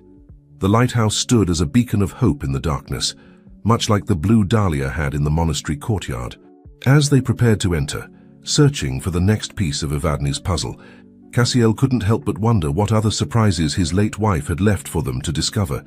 The sound of waves crashing against the shore provided a constant backdrop, a reminder of the relentless passage of time. But for Cassiel, holding Aurelia's hand as they stepped into the unknown, time seemed to stand still. The past and future collided in this moment, full of danger and promise. As Helena worked to unlock the lighthouse door, Cassiel caught Estefania's eye. The old woman gave him a nod of approval, a silent acknowledgement of the bond forming between father and daughter. With a soft click, the door swung open. They stepped inside, leaving the open beach behind and entering a new chapter of their journey. The answers they sought, and the dangers that came with them, lay somewhere in the winding stairs and shadowed rooms above. The lighthouse, once a guide for lost ships, now stood as a silent guardian of secrets. As they began their ascent, Cassiel couldn't shake the feeling that they were climbing towards not just answers, but a confrontation that had been years in the making. The race against Victor Salvatore and the Crimson Veil was far from over. But with each step, each revelation, they moved closer to the truth Evadne had sacrificed everything to protect. The interior of the lighthouse was a study in shadows and decay. Dust motes danced in the beam of Helena's flashlight as they made their way up the winding staircase. The metal steps creaked ominously under their weight, a chorus of age and neglect. "Watch your step," Cassiel cautioned, keeping a protective hand on Aurelia's shoulder. The girl nodded, her eyes wide as she took in their surroundings. As they climbed, Helena consulted her device. "The signal's getting stronger. Whatever Evadne hid here, we're getting close." They reached a landing, and Estefania paused, her breath coming in short gasps. "I remember this place," she said softly. "Evadne and we came here once, years ago." She said it was her thinking spot, where she came to make big decisions. Cassiel felt a pang in his heart. How much of Evadne's life had he missed? How many secrets had she carried alone? They continued upward, the stairs spiraling tighter as they neared the top. Finally, they emerged into the lamp room. The great lens stood silent and dark, its once brilliant light long extinguished. "Look," Aurelia said, pointing to a small table near the window. On it sat a chessboard, its pieces arranged mid-game. Helena approached it cautiously, her device beeping more insistently. "This is it. The data must be hidden here somewhere." As they gathered around the chessboard, Cassiel noticed something odd. "These aren't standard chess pieces," he murmured. Each piece was intricately carved, bearing symbols he didn't recognize. Estefania leaned in for a closer look, her eyes widening in recognition. "These symbols, they're from the old cipher Evadne and I used. Each piece must represent a letter or a word." "But how do we decode it?" Cassiel asked, frustration creeping into his voice. Time was running out, and Victor's men couldn't be far behind. Aurelia, who had been quiet until now, spoke up. "Mama's letter, she said something about treasures hidden in plain sight, remember?" Cassiel nodded, encouraging her to continue.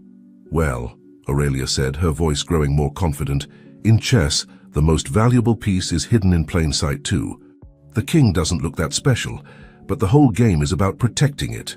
A spark of understanding lit up Helena's face. "Of course. Evadne always said that in life, like in chess, the most important things aren't always the most obvious." With trembling fingers, Helena picked up the white king. As she turned it over, a small compartment in the base clicked open. Inside was a tiny memory chip, no larger than a fingernail. "This is it," Helena breathed, carefully removing the chip. The second part of the data. A wave of relief washed over the group, but it was short-lived. From outside, they heard the distant sound of vehicles approaching. "We need to go," Estefania urged. "Now." But as they turned to leave, Cassiel noticed something else on the table, a small leather-bound notebook. He snatched it up, tucking it into his pocket without a word. Something told him it might be important. They hurried back down the spiral staircase, the sound of car doors slamming echoing from outside. As they reached the ground floor, voices could be heard approaching the lighthouse. "The back," Helena whispered urgently. "There's an old service door." They slipped out just as flashlight beams cut through the front windows. The night air was cool on their faces as they ran, keeping low and using the rocky terrain for cover. "Where now?" Cassiel asked between breaths, one arm protectively around Aurelia. Helena pointed to a dense copse of trees in the distance. "There. We can lose them in the woods and make our way to the safe house." As they ran, Aurelia stumbled, crying out softly. Cassiel scooped her up without breaking stride, ignoring the burning in his muscles. "I've got you," he murmured. "Just hold on." They reached the tree line just as shouts erupted behind them. Flashlight beams swept the area they had just vacated. Under the cover of the dense foliage, they paused to catch their breath. Cassiel set Aurelia down gently, checking her for injuries. "Are you okay?" She nodded bravely, though he could see tears glistening in her eyes. "I'm sorry I slowed us down," she whispered. Cassiel felt his heart constrict. "Hey," he said softly, cupping her face in his hands. "You have nothing to be sorry for. You've been so brave, so smart. I'm proud of you, Aurelia. And I know your mother would be too." A small smile broke through Aurelia's tears, and she hugged him tightly. Over her shoulder, Cassiel caught Helena and Estefania exchanging a look, part relief, part sadness for the years lost. As the sounds of pursuit grew more distant, Helena consulted her device once more. "The safe house isn't far. We should be able to make it by dawn if we keep moving." They set off through the woods, the trees providing cover, but also presenting new challenges. Roots threatened to trip them, and low-hanging branches scratched at their faces and arms. As they walked, Cassiel's mind turned to the notebook he had grabbed from the lighthouse. When they had a moment of safety, he would need to examine it. Something told him it held answers to questions he hadn't even thought to ask yet. The sky was just beginning to lighten with the first hints of dawn when Helena finally called a halt. They had reached a small clearing, in the center of which stood a modest cabin. "We're here," she said, relief evident in her voice. Evadne set this place up years ago as a final fallback. As they approached the cabin, Cassiel felt a mix of exhaustion and anticipation. They had the second piece of the data now, and a moment of relative safety. But he knew their respite would be brief. Victor Salvatore and the Crimson Veil were still out there, and the final piece of Evadne's puzzle remained to be found. Inside the cabin, as Helena set about securing their temporary haven and Estefania tended to Aurelia's scrapes and bruises, Cassiel found a quiet corner. He pulled out the notebook, its leather cover worn and cracked with age. As he opened it, a small photograph fluttered to the floor. Cassiel picked it up, his breath catching in his throat. It was a picture of Evadne, younger than he had ever known her, standing on the beach near the lighthouse. Her hand rested on her stomach, a secret smile playing on her lips. On the back, in Evadne's elegant handwriting, were the words, "To the family I dream of, the love I've found and the future I'll protect at any cost." Cassiel felt tears prick at his eyes. He looked up, watching Aurelia as she bravely endured Estefania's ministrations. In that moment, he made a silent vow to Evadne, wherever she might be.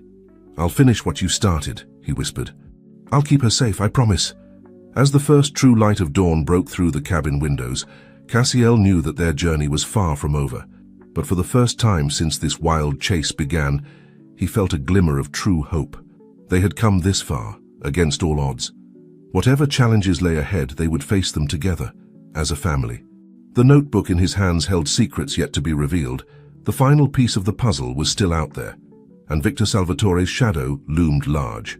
But in this quiet moment, watching his daughter's brave smile, Cassiel felt ready for whatever came next.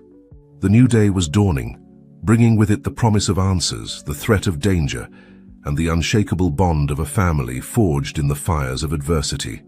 The early morning light filtered through the dusty windows of the cabin, casting long shadows across the worn floorboards. Cassiel sat at a small table, Evadne's notebook open before him, his eyes scanning the pages with growing intensity.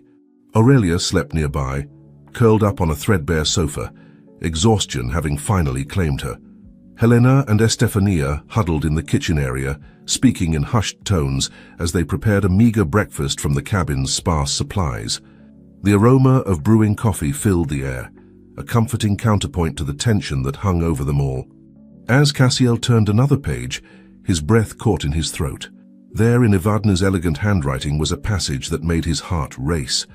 "The final piece lies where it all began, where two hearts first beat as one, and where the truth of our love was sealed.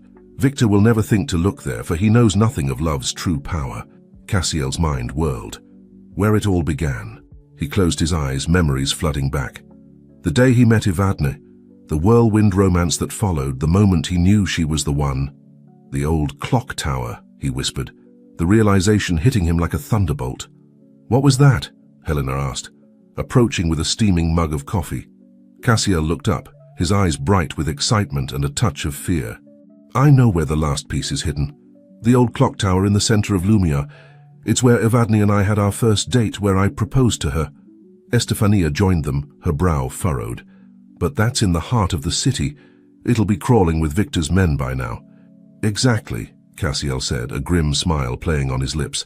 "It's the last place they'd expect us to go.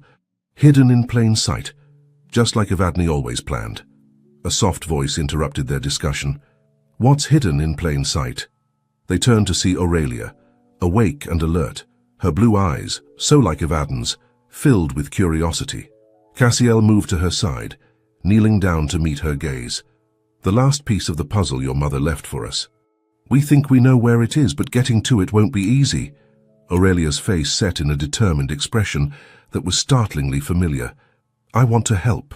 I'm not afraid." Cassiel felt a surge of pride, tinged with fear for the dangers that lay ahead. "I know you're not, little one. You're brave, just like your mother. But this will be dangerous. We're stronger together," Aurelia said firmly, echoing words Cassiel had said to her earlier. "Isn't that what you told me?" A chuckle escaped Cassiel's lips. "Using my own words against me already? You really are your mother's daughter."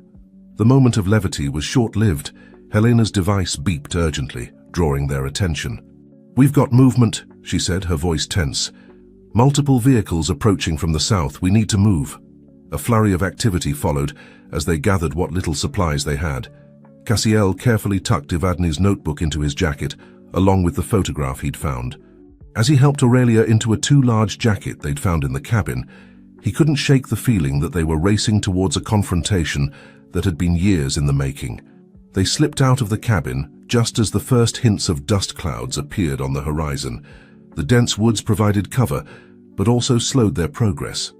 Cassiel kept a firm grip on Aurelia's hand, helping her over fallen logs and through tangled underbrush.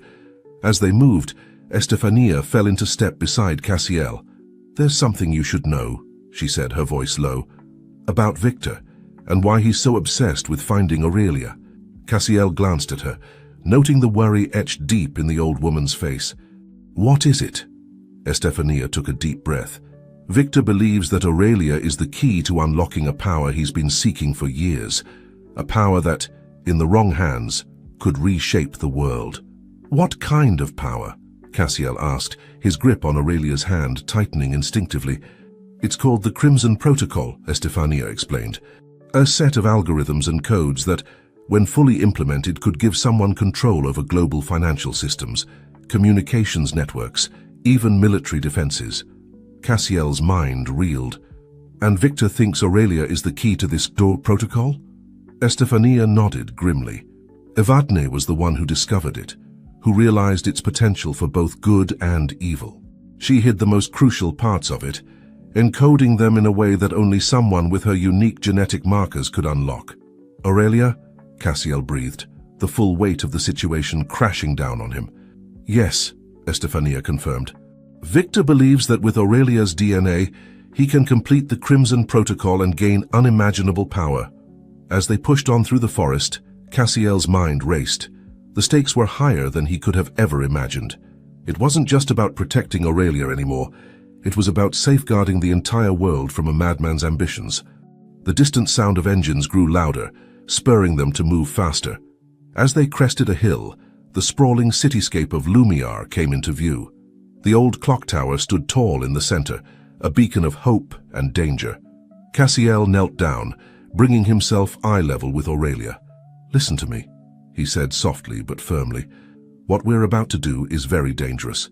If at any point you feel scared or unsure, you tell me. Promise?" Aurelia nodded solemnly. "I promise, Papa." The word Papa still sent a jolt through Cassiel's heart.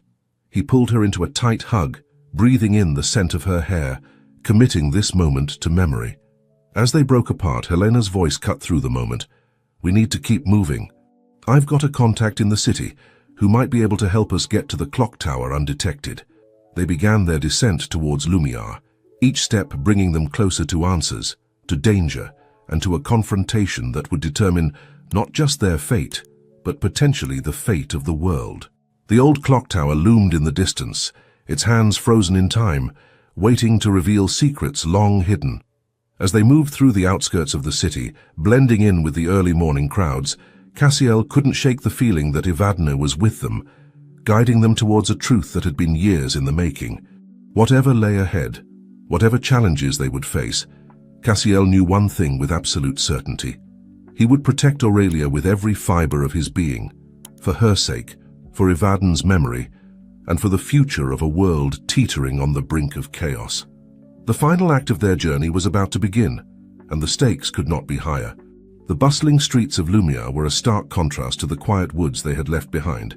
Cassiel, Aurelia, Helena, and Estefania moved through the morning crowds, trying to blend in, despite their disheveled appearance. The old clock tower loomed above them, both a beacon of hope and a potential trap. Helena led them through a maze of narrow alleys and hidden passages, her knowledge of the city's secrets proving invaluable. "My contact should be meeting us soon," she whispered, eyes constantly scanning their surroundings.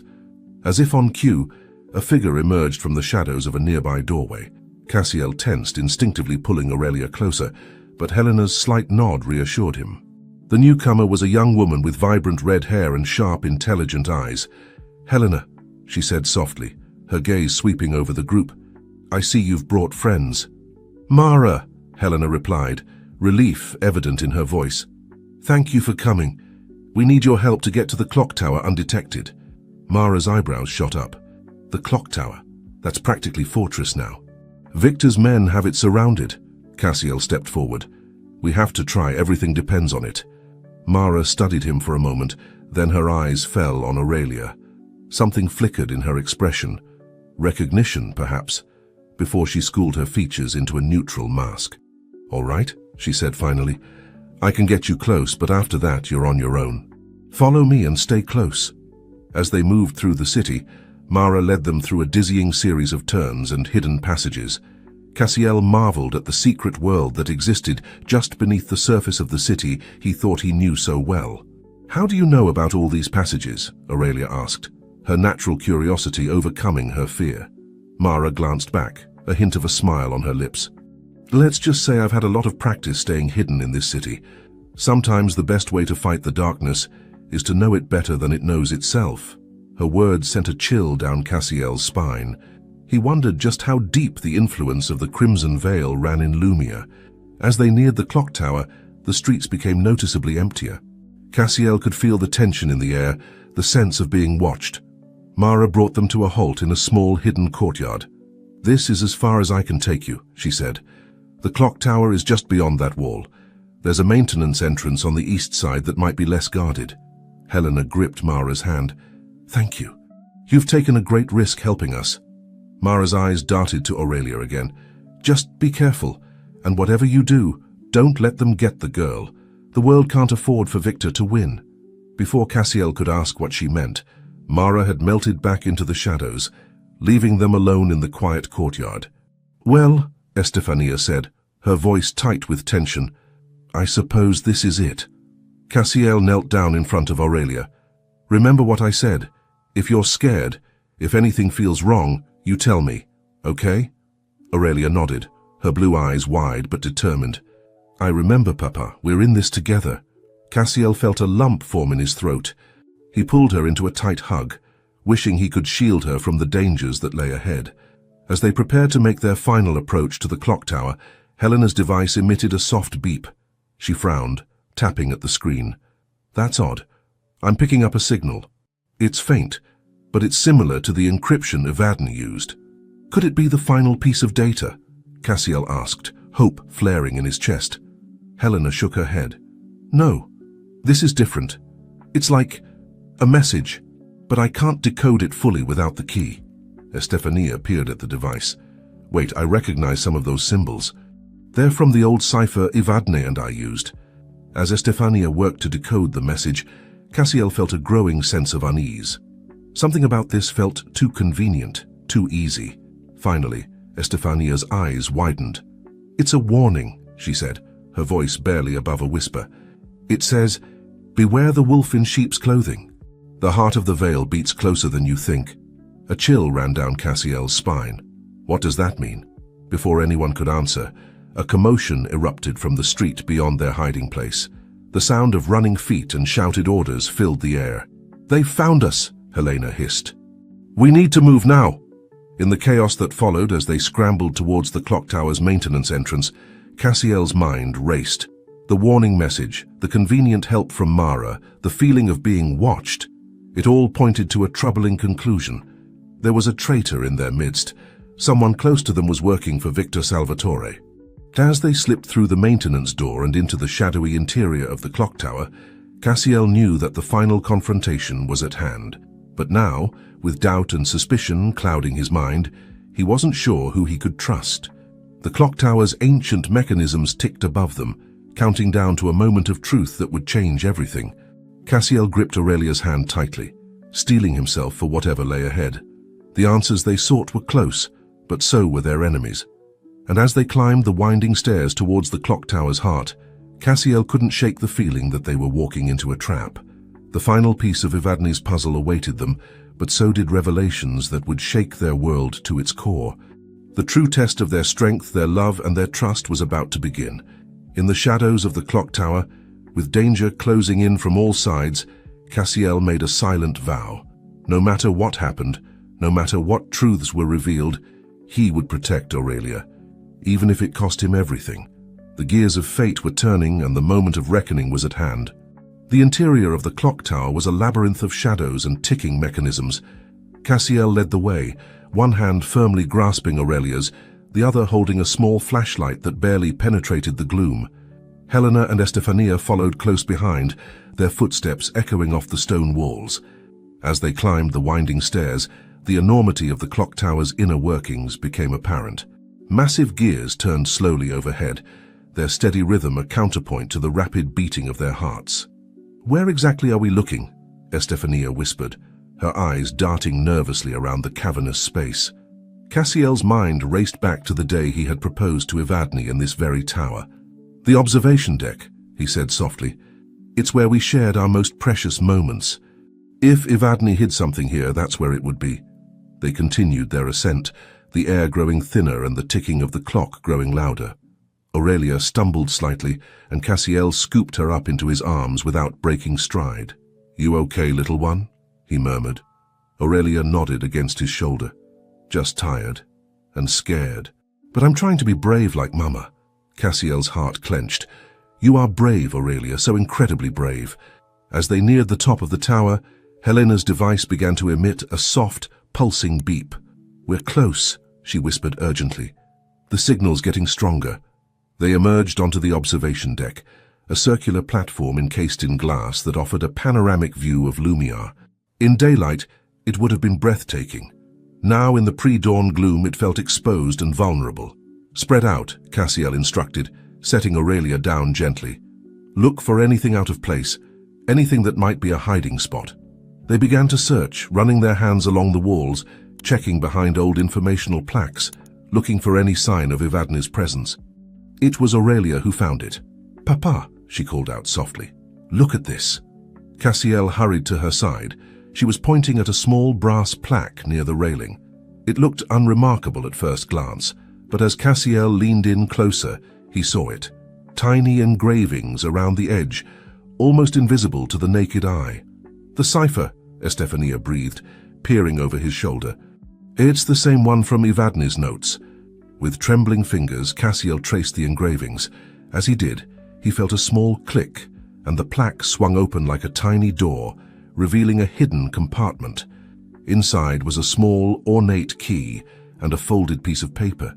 Cassiel retrieved them both, his heart pounding. "What does it say?" Helena asked, her voice tight with anticipation. Cassiel unfolded the paper, recognizing Evadne's handwriting immediately. "My loves, if you're reading this, then you've come so far and overcome so much. I'm sorry for all the pain and danger I've put you through, but it was necessary to protect you and the world from what Victor seeks. The key you've found will unlock a safe deposit box at the Lumiar Central Bank. Inside is the final piece of the Crimson Protocol, along with evidence of Victor's crimes, but be warned. Accessing it will alert Victor's systems. You'll need to move quickly. Cassiel, my darling, I know you must have questions, must feel betrayed by all I've kept from you. Know that every secret, every lie was to protect you and our daughter. I hope that one day you can forgive me. Aurelia, my sweet girl, I'm so sorry I couldn't be there to watch you grow, but know that I love you more than life itself, and that you are stronger than you know. Trust in each other, and in the love that binds you. It's the one thing Victor can never understand or defeat. All my love, Evadne." As Cassiel finished reading, he felt tears pricking at his eyes. He looked up to see Aurelia watching him, her own eyes shimmering with unshed tears. "She loved us," Aurelia said softly. "She really loved us." Cassiel pulled her into a tight embrace. "Yes, she did, and we're going to finish what she started." The moment was shattered by the sound of a helicopter approaching. Helena rushed to the window, her face pale. "It's Victor's men." "They've found us." Estefania's voice was urgent. "We need to get to that bank before they realize what we've found." Cassiel nodded, tucking the key and letter safely away. "All right, let's move. Stay close and—" His words were cut off by the sound of the door to the observation deck bursting open. A group of armed men flooded in, led by a tall, imposing figure with cold, calculating eyes. "Well, well," the man said, his voice smooth and cultured. "Cassiel d'Alembert, we meet at last." Cassiel pushed Aurelia behind him, facing the newcomer with steely determination. "Victor Salvatore, I presume?" Victor's smile was predatory. "Indeed. I must say you've led us on quite a chase, but it ends here." His gaze shifted to Aurelia, and his eyes gleamed with an unsettling intensity. "Hello, little one. You look so much like your mother." Aurelia clung to Cassiel's leg, but her voice was steady when she spoke. "You're the bad man, the one Mama was afraid of." Victor's laugh was cold and mirthless. "Afraid? My dear, your mother was many things, but afraid was not one of them. No, Evadne was misguided. She didn't understand the true potential of what we had created." Cassiel's mind raced, looking for a way out, a way to protect Aurelia. But they were surrounded, outnumbered, with nowhere to run. It was then that Helena stepped forward, her device held out in front of her like a shield. "I wouldn't be so sure of your victory, Victor," she said, her voice surprisingly calm. "You see, we've already transmitted the location of the final piece to our allies. Even if you stop us here, you've lost." Victor's eyes narrowed, a flicker of doubt crossing his face. "You're bluffing." "Are we?" Estefania chimed in, catching on to Helena's ploy. "Can you afford to take that chance?" For a moment, tension crackled in the air like electricity. Then, Victor's composure cracked. "Find that transmission," he barked at his men. "Tear this tower apart if you have to." In the chaos that followed, as Victor's men scrambled to search for a non-existent transmission, Cassiel saw their chance. He scooped Aurelia into his arms and made a dash for the stairs, Helena and Estefania close behind. They plunged back into the shadowy interior of the clock tower, the sounds of pursuit echoing off the walls. As they raced down the winding stairs, weaving between massive gears and ticking mechanisms, Cassiel's mind whirled. They had the key to the final piece of the puzzle, but Victor was hot on their heels. The bank was across town and they were running out of time and options. As they burst out of the clock tower's maintenance entrance and into the early morning light, Cassiel knew that the final act of their journey was about to unfold. The race to the bank, the confrontation with Victor, the truth behind the Crimson Protocol. It would all come to a head in the next few crucial hours. With Aurelia in his arms and determination in his heart, Cassiel ran towards an uncertain future, ready to face whatever challenges lay ahead. For Evadne, for Aurelia, for the world that hung in the balance. The gears of destiny were turning, and the final pieces of the puzzle were about to fall into place. The streets of Lumia were beginning to stir with early morning activity, as Cassiel, Aurelia, Helena, and Estefania raced through the waking city. Their breath came in ragged gasps, their feet pounding against the cobblestones as they put as much distance as possible between themselves and the clock tower. "We need transportation," Cassiel panted, still carrying Aurelia. "We'll never make it to the bank on foot." Helena nodded, her eyes scanning the street. Suddenly, she veered off towards a parked motorcycle. "Cover me," she said, pulling out a small toolkit from her jacket. Cassiel wanted to protest. Stealing wasn't exactly setting a good example for Aurelia, but they were out of options. He set Aurelia down, keeping her close as he and Estefania formed a protective barrier around Helena. Within moments, the motorcycle roared to life. "I can take two," Helena said, swinging her leg over the seat. "Go," Estefania urged. "Take Cassiel and Aurelia. I'll find another way." Cassiel hesitated. "We can't split up, it's too dangerous." Estefania's eyes were fierce with determination.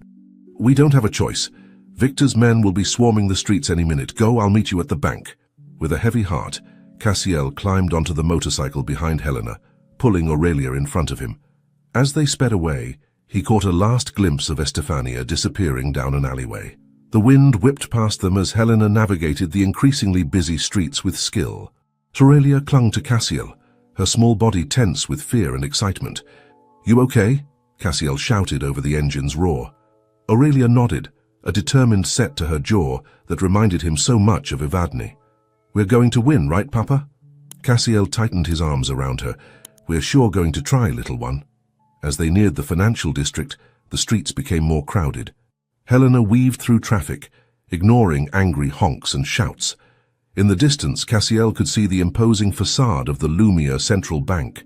Suddenly, a black SUV swerved into their path. Helena cursed, veering sharply to avoid collision. They skidded to a stop in front of a busy cafe, startled patrons scattering. "Run!" Helena shouted, abandoning the motorcycle. They sprinted down the sidewalk, dodging pedestrians and street vendors. Cassiel's legs burned with exertion, but the adrenaline coursing through his veins kept him moving. As they rounded a corner, Cassiel saw the bank's entrance just a block away. But between them and their goal was a line of Victor's men, their dark suits and earpieces marking them clearly as a threat. "This way," Helena hissed, pulling them into a narrow alley. "There's a service entrance on the other side of the building." They navigated through a maze of back alleys, the sounds of pursuit growing closer.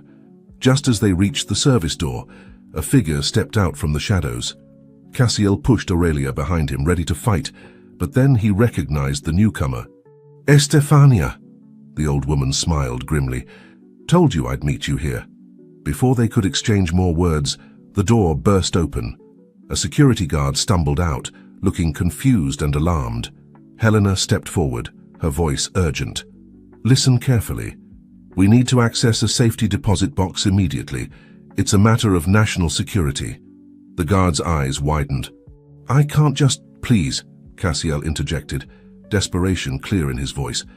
"Lives are at stake, including my daughter's." Something in Cassiel's tone must have convinced the guard.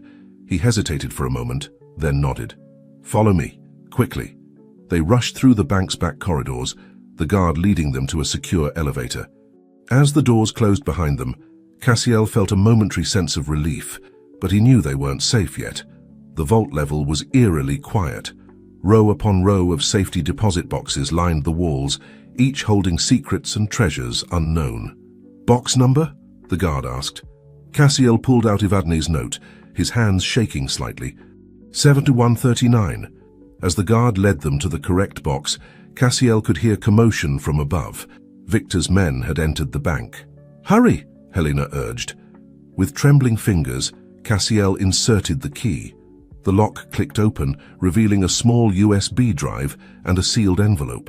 Just as he retrieved the items, alarms began to blare. The vault door started to close automatically. "Run!" Estefania shouted. They sprinted for the exit, the heavy vault door inching shut with each passing second. Cassiel scooped up Aurelia, pushing her through the narrowing gap. He dove through after her, feeling the rush of air as the door sealed behind him. But their relief was short-lived. As they turned towards the elevator, they found themselves face to face with Victor Salvatore and a group of armed men. Victor's smile was cold and triumphant. "Well done, Mr. D'Alembert. You've saved me the trouble of opening that vault myself." Cassiel pushed Aurelia behind him, his mind racing for a way out. But they were cornered, outnumbered, with nowhere to run. Victor held out his hand. "The drive and the envelope, if you please. There's no need for anyone to get hurt." Cassiel's grip tightened on the items. Everything they had fought for, everything Evadne had sacrificed, it all came down to this moment. But before he could respond, a commotion erupted from the stairwell. Shouts and the sound of gunfire echoed through the vault antechamber. Victor's head snapped towards the noise, his composure cracking for the first time. "What the—" In that moment of distraction, Helena made her move. With lightning speed, she disarmed the nearest guard, using him as a human shield as she opened fire on Victor's men. "Go!" she shouted to Cassiel. "Get Aurelia out of here!" Chaos erupted in the confined space. Cassiel didn't hesitate. He scooped Aurelia into his arms and ran, Estefania close behind. As they burst into the bank's main lobby, they found it in turmoil. Men and women in tactical gear were engaged in firefights with Victor's forces. Cassiel recognized some of them. They were the allies Evadne had mentioned, finally making their move. "This way," a voice called out. Cassiel turned to see Mara, the red-headed woman who had helped them earlier, waving them towards an exit. With no time to question her reappearance, Cassiel followed. They ducked and weaved through the battle, the sounds of gunfire and shattering glass all around them. As they emerged into the sunlight, a van screeched to a halt in front of them. The side door slid open, revealing a team of operatives. "Get in," Mara shouted. "We'll explain everything once you're safe." Cassiel hesitated for a split second, his instincts warring with the need to protect Aurelia. But one look at his daughter's frightened face made the decision for him. They climbed into the van, which sped away as soon as the doors closed. As they raced through the streets of Lumiar, leaving the chaos of the bank behind, Cassiel held Aurelia close. "It's okay," he murmured, though his own heart was racing. "We're safe now." But even as he said the words, Cassiel knew that their ordeal was far from over. The USB drive felt heavy in his pocket, a reminder of the secrets and dangers they had yet to face. The van sped through the outskirts of Lumiar, leaving the chaos of the city behind. Cassiel held Aurelia close, his mind racing with questions. Mara sat across from them, her piercing gaze moving between the father and daughter. "Where are we going?" Cassiel finally asked, breaking the tense silence. Mara's expression remained neutral. Somewhere safe, a place Evadne set up years ago as a final fallback. At the mention of Evadne's name, Aurelia perked up. "You knew my mother?" A flicker of emotion passed over Mara's face. "I did. She was extraordinary." Cassiel felt a pang in his heart. How many people had known Evadne better than he had? How many secrets had she kept? As if reading his thoughts, Mara leaned forward. "I know you must have questions, Mr. D'Alembert, but right now we need to focus on keeping you and Aurelia safe. Victor won't give up easily." The van wound its way up into the hills, eventually turning onto a narrow, unmarked road. After what felt like hours, they came to a stop in front of a nondescript building nestled in the woods. "We're here," Mara announced. "Welcome to the sanctuary." As they exited the van, Cassiel took in their surroundings.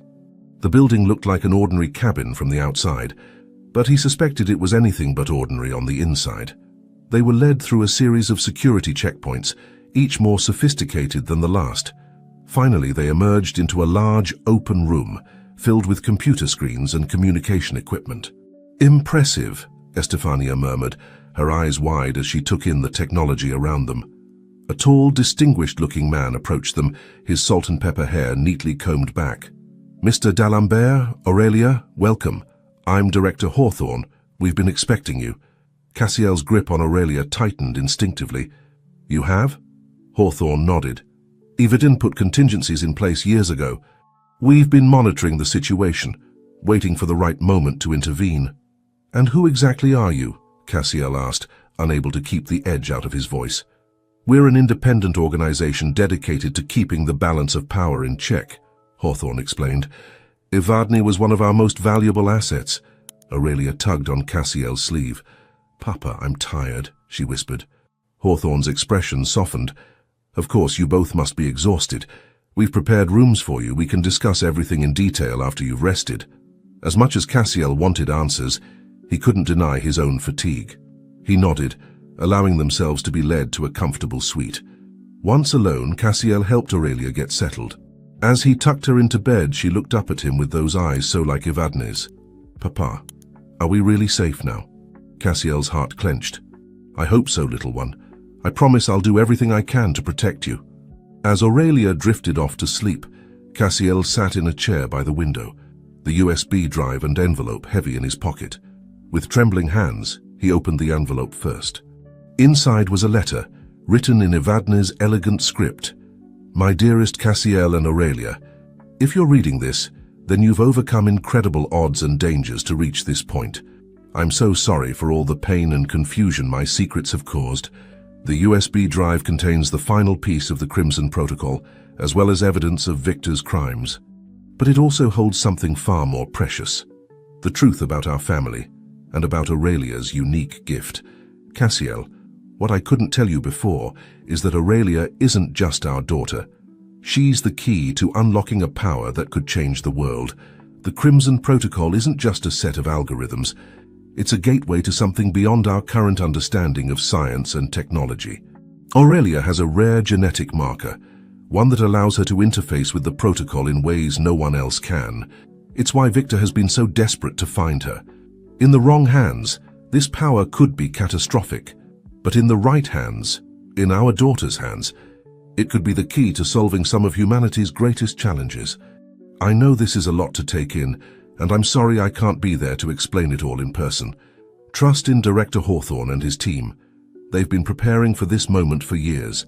Most importantly, trust in each other. The love between a parent and child is the most powerful force in the world. It's what will guide Aurelia as she learns to harness her gift. I love you both more than words can express. Stay strong, stay together, and know that I'm always with you in spirit. All my love, Evadne. Cassiel lowered the letter, his mind reeling. He looked at Aurelia's sleeping form, seeing her in a new light. Not just his daughter, not just Evadne's legacy, but potentially the key to humanity's future. The weight of this knowledge settled on his shoulders like a physical burden. How could he protect her from those who would exploit her gift? How could he prepare her for the challenges that lay ahead? As the first light of dawn crept through the window, Cassiel made a silent vow. No matter what came next, no matter what revelations the USB drive held, he would stand by Aurelia's side. He would be the father she needed, the protector Evadne had trusted him to be. The path ahead was uncertain, fraught with danger and impossible choices. But as he watched his daughter sleep, Cassiel felt a glimmer of hope. Together, they would face whatever the future held. Together, they would unlock the secrets of the Crimson Protocol and forge a new destiny. The final act of their journey was about to begin, and the fate of the world hung in the balance. The morning sun filtered through the curtains, casting a warm glow over the room. Cassiel had barely slept, his mind churning with the revelations from Evadne's letter. As Aurelia began to stir, he quickly tucked the letter away, forcing a smile onto his face. "Good morning, little one," he said softly. "How did you sleep?" Aurelia rubbed her eyes, looking around the unfamiliar room. "Where are we, Papa?" "Somewhere safe," Cassiel assured her, though doubt gnawed at the edges of his mind. Could anywhere truly be safe with the weight of Evadne's secrets hanging over them? A gentle knock on the door interrupted his thoughts. Director Hawthorne entered, his face grave. "Mr. D'Alembert, Aurelia, I hope you rested well. We have much to discuss." They were led to a secure conference room where Mara, Estefania, and several other serious-looking individuals were already gathered. At the center of the table was a computer, its screen dark and waiting. "The USB drive, if you please," Hawthorne said, holding out his hand. Cassiel hesitated, his hand instinctively moving to his pocket.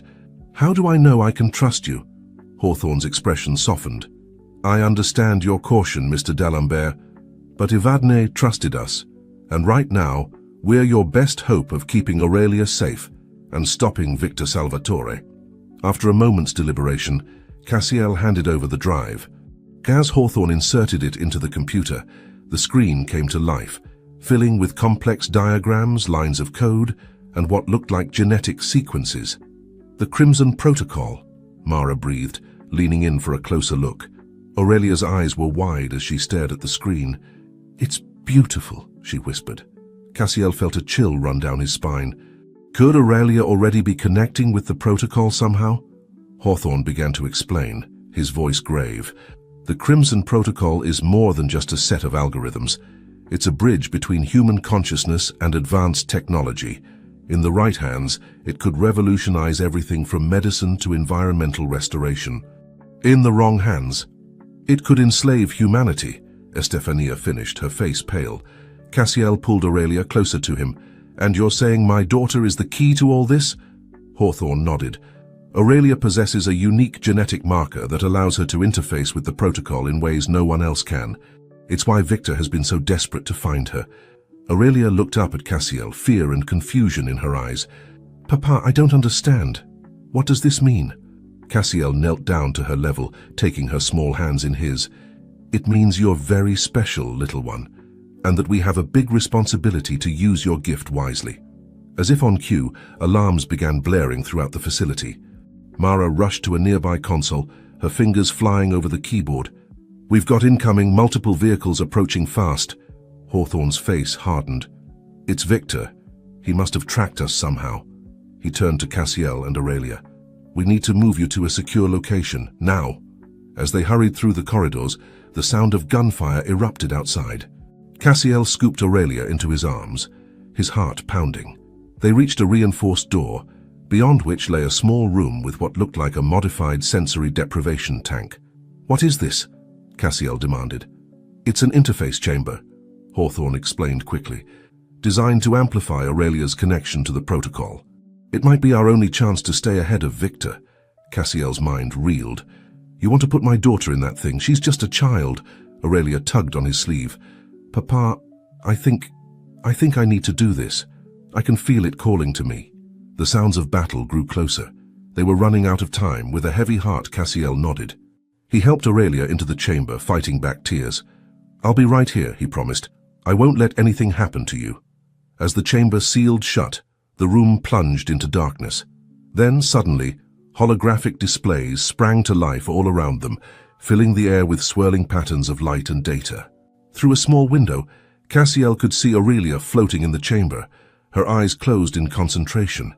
The patterns of light seemed to flow through her, as if she were becoming one with the protocol itself. Incredible, Hawthorne murmured. She's accessing levels of the protocol we've never been able to reach before.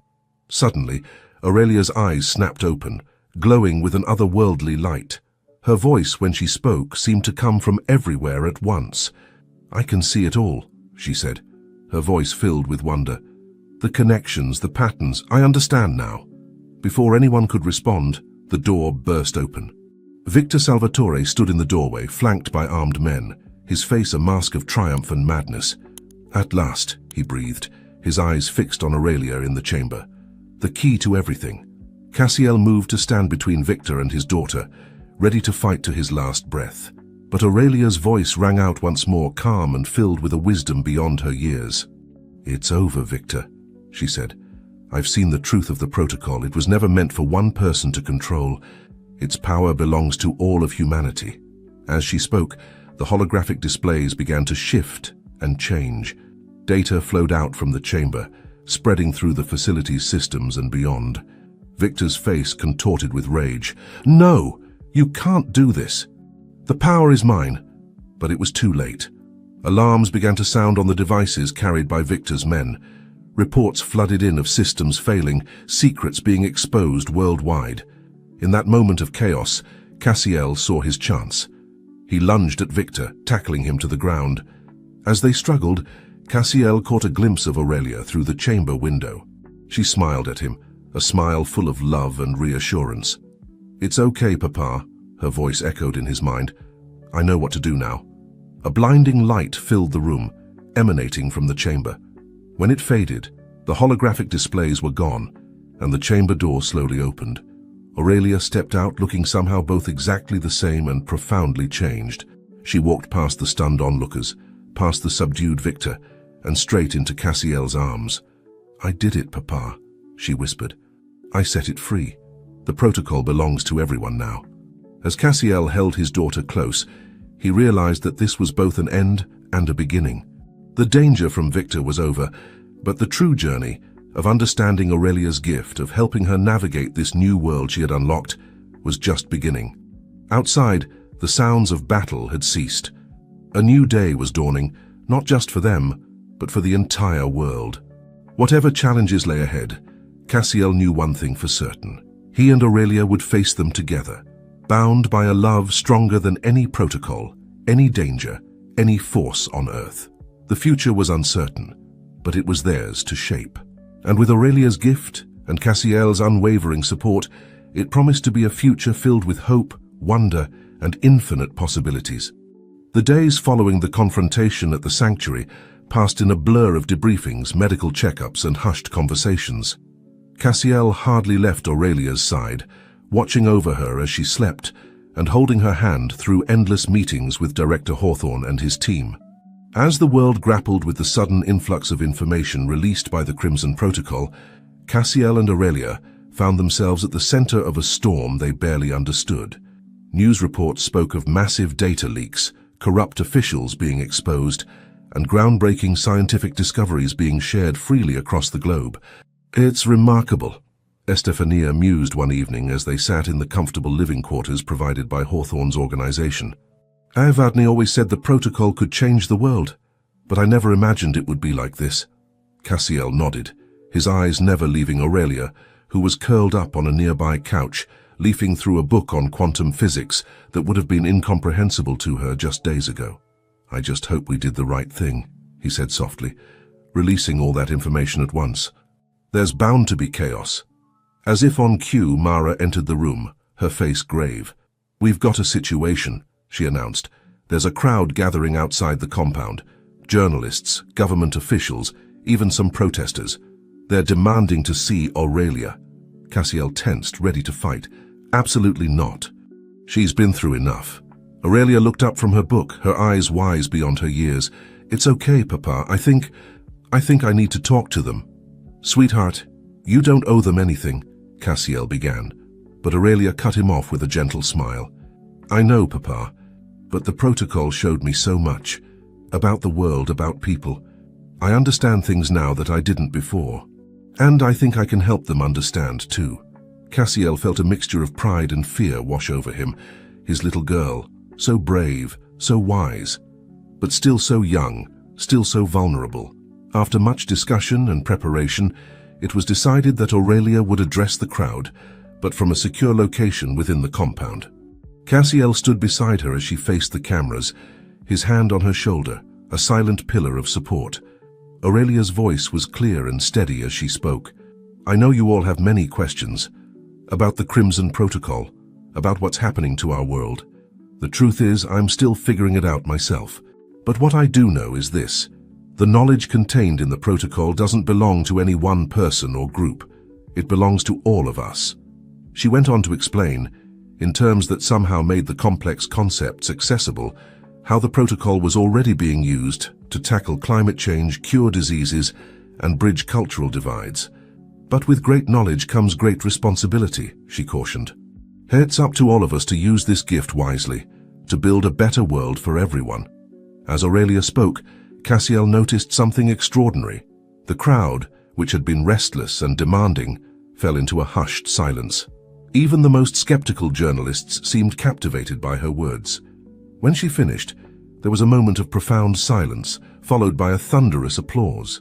Cassiel pulled Aurelia into a tight hug, his heart swelling with pride and love.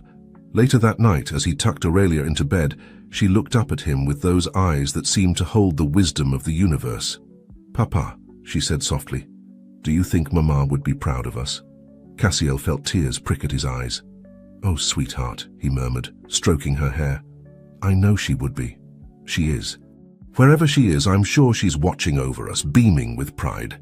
As Aurelia drifted off to sleep, Cassiel stood by the window, looking out at the starry sky. The world was changing, faster than anyone could have predicted, and his daughter, his brilliant, brave, beautiful daughter, was at the heart of it all. He thought of Evadne, of all the sacrifices she had made to bring them to this point. We did it, my love, he whispered to the stars. We protected her, just like you wanted, and now she's going to change the world. As he turned back to look at Aurelia's sleeping form, Cassiel felt a sense of peace wash over him. Whatever challenges lay ahead, whatever new wonders or dangers the Crimson Protocol might bring, they would face them together. Father and daughter, bound by love, guided by the legacy of a remarkable woman who had seen the future and dared to shape it. The dawn of a new era was breaking, and Cassiel d'Alembert, once a man lost in the shadows of his past, now stood ready to step into the light, hand in hand, with the miraculous daughter he never knew he had. The adventure that had begun with a mysterious blue dahlia was far from over. In many ways, it was just beginning. 1 year had passed since the day Aurelia unveiled the Crimson Protocol to the world. The old clock tower in Lumiere, once a silent guardian of secrets, now stood as a symbol of the new age that had dawned. Its face had been replaced with a holographic display, constantly updating with new discoveries and breakthroughs made possible by the protocol. Cassiel stood at the base of the tower, hand in hand with Aurelia, marveling at how much had changed and how much had stayed the same. His daughter, now 11, still had the same curious gleam in her eye, the same determined set to her jaw. But there was a new confidence in her stance, a wisdom in her gaze that spoke of the incredible journey they had undergone. Ready for the ceremony? He asked, giving her hand a gentle squeeze. Aurelia nodded, a mix of excitement and nervousness playing across her face. I think so. Do you think there will be many people? Cassiel chuckled. Sweetheart, I think half the world would show up if they could. But don't worry, Hawthorne's team has everything under control. As if on cue, Mara appeared, looking smart in a crisp suit. It's time, she said, her usual serious expression softened by a small smile. They're waiting for you both. They made their way to the newly constructed plaza in front of the clock tower. A sea of faces greeted them, dignitaries from around the world, scientists, journalists, and ordinary citizens, all gathered to commemorate the 1-year anniversary of the protocol's release. Director Hawthorne stood at the podium, his face beaming with pride as he introduced Cassiel and Aurelia. Ladies and gentlemen, the guardians of the Crimson Protocol, the d'Alemberts. As they took the stage, A holographic image of Evadne appeared beside them, smiling that enigmatic smile that Cassiel had fallen in love with so many years ago. It was a recording she had left behind, meant to be played on this very day. "My darlings," Evadne's voice rang out, clear and strong. "If you're seeing this, then the dream we fought so hard for has become a reality. The Crimson Protocol is not just a collection of data or algorithms. It's a bridge to a future where knowledge is free, where the boundaries between nations and cultures fade away, and where humanity can reach its full potential." Cassiel felt tears prick at his eyes as he listened to his late wife's words. Aurelia squeezed his hand, her own eyes shimmering with emotion. "Aurelia, my sweet girl," Evadne continued, "you have a great gift, and with it comes great responsibility. But I know you have the strength and wisdom to guide humanity towards a brighter future. And Cassiel, my love, your unwavering support and love will be the foundation upon which Aurelia can build that future." As Evadne's image faded, Aurelia stepped up to the microphone. The crowd fell silent, hanging on her every word. "A year ago, I stood before you, trying to explain something I barely understood myself," she began. "Today, I stand here in awe of what we've accomplished together. The Crimson Protocol has allowed us to make incredible strides in medicine, in clean energy, in space exploration, but more importantly, it has brought us closer together as a global community."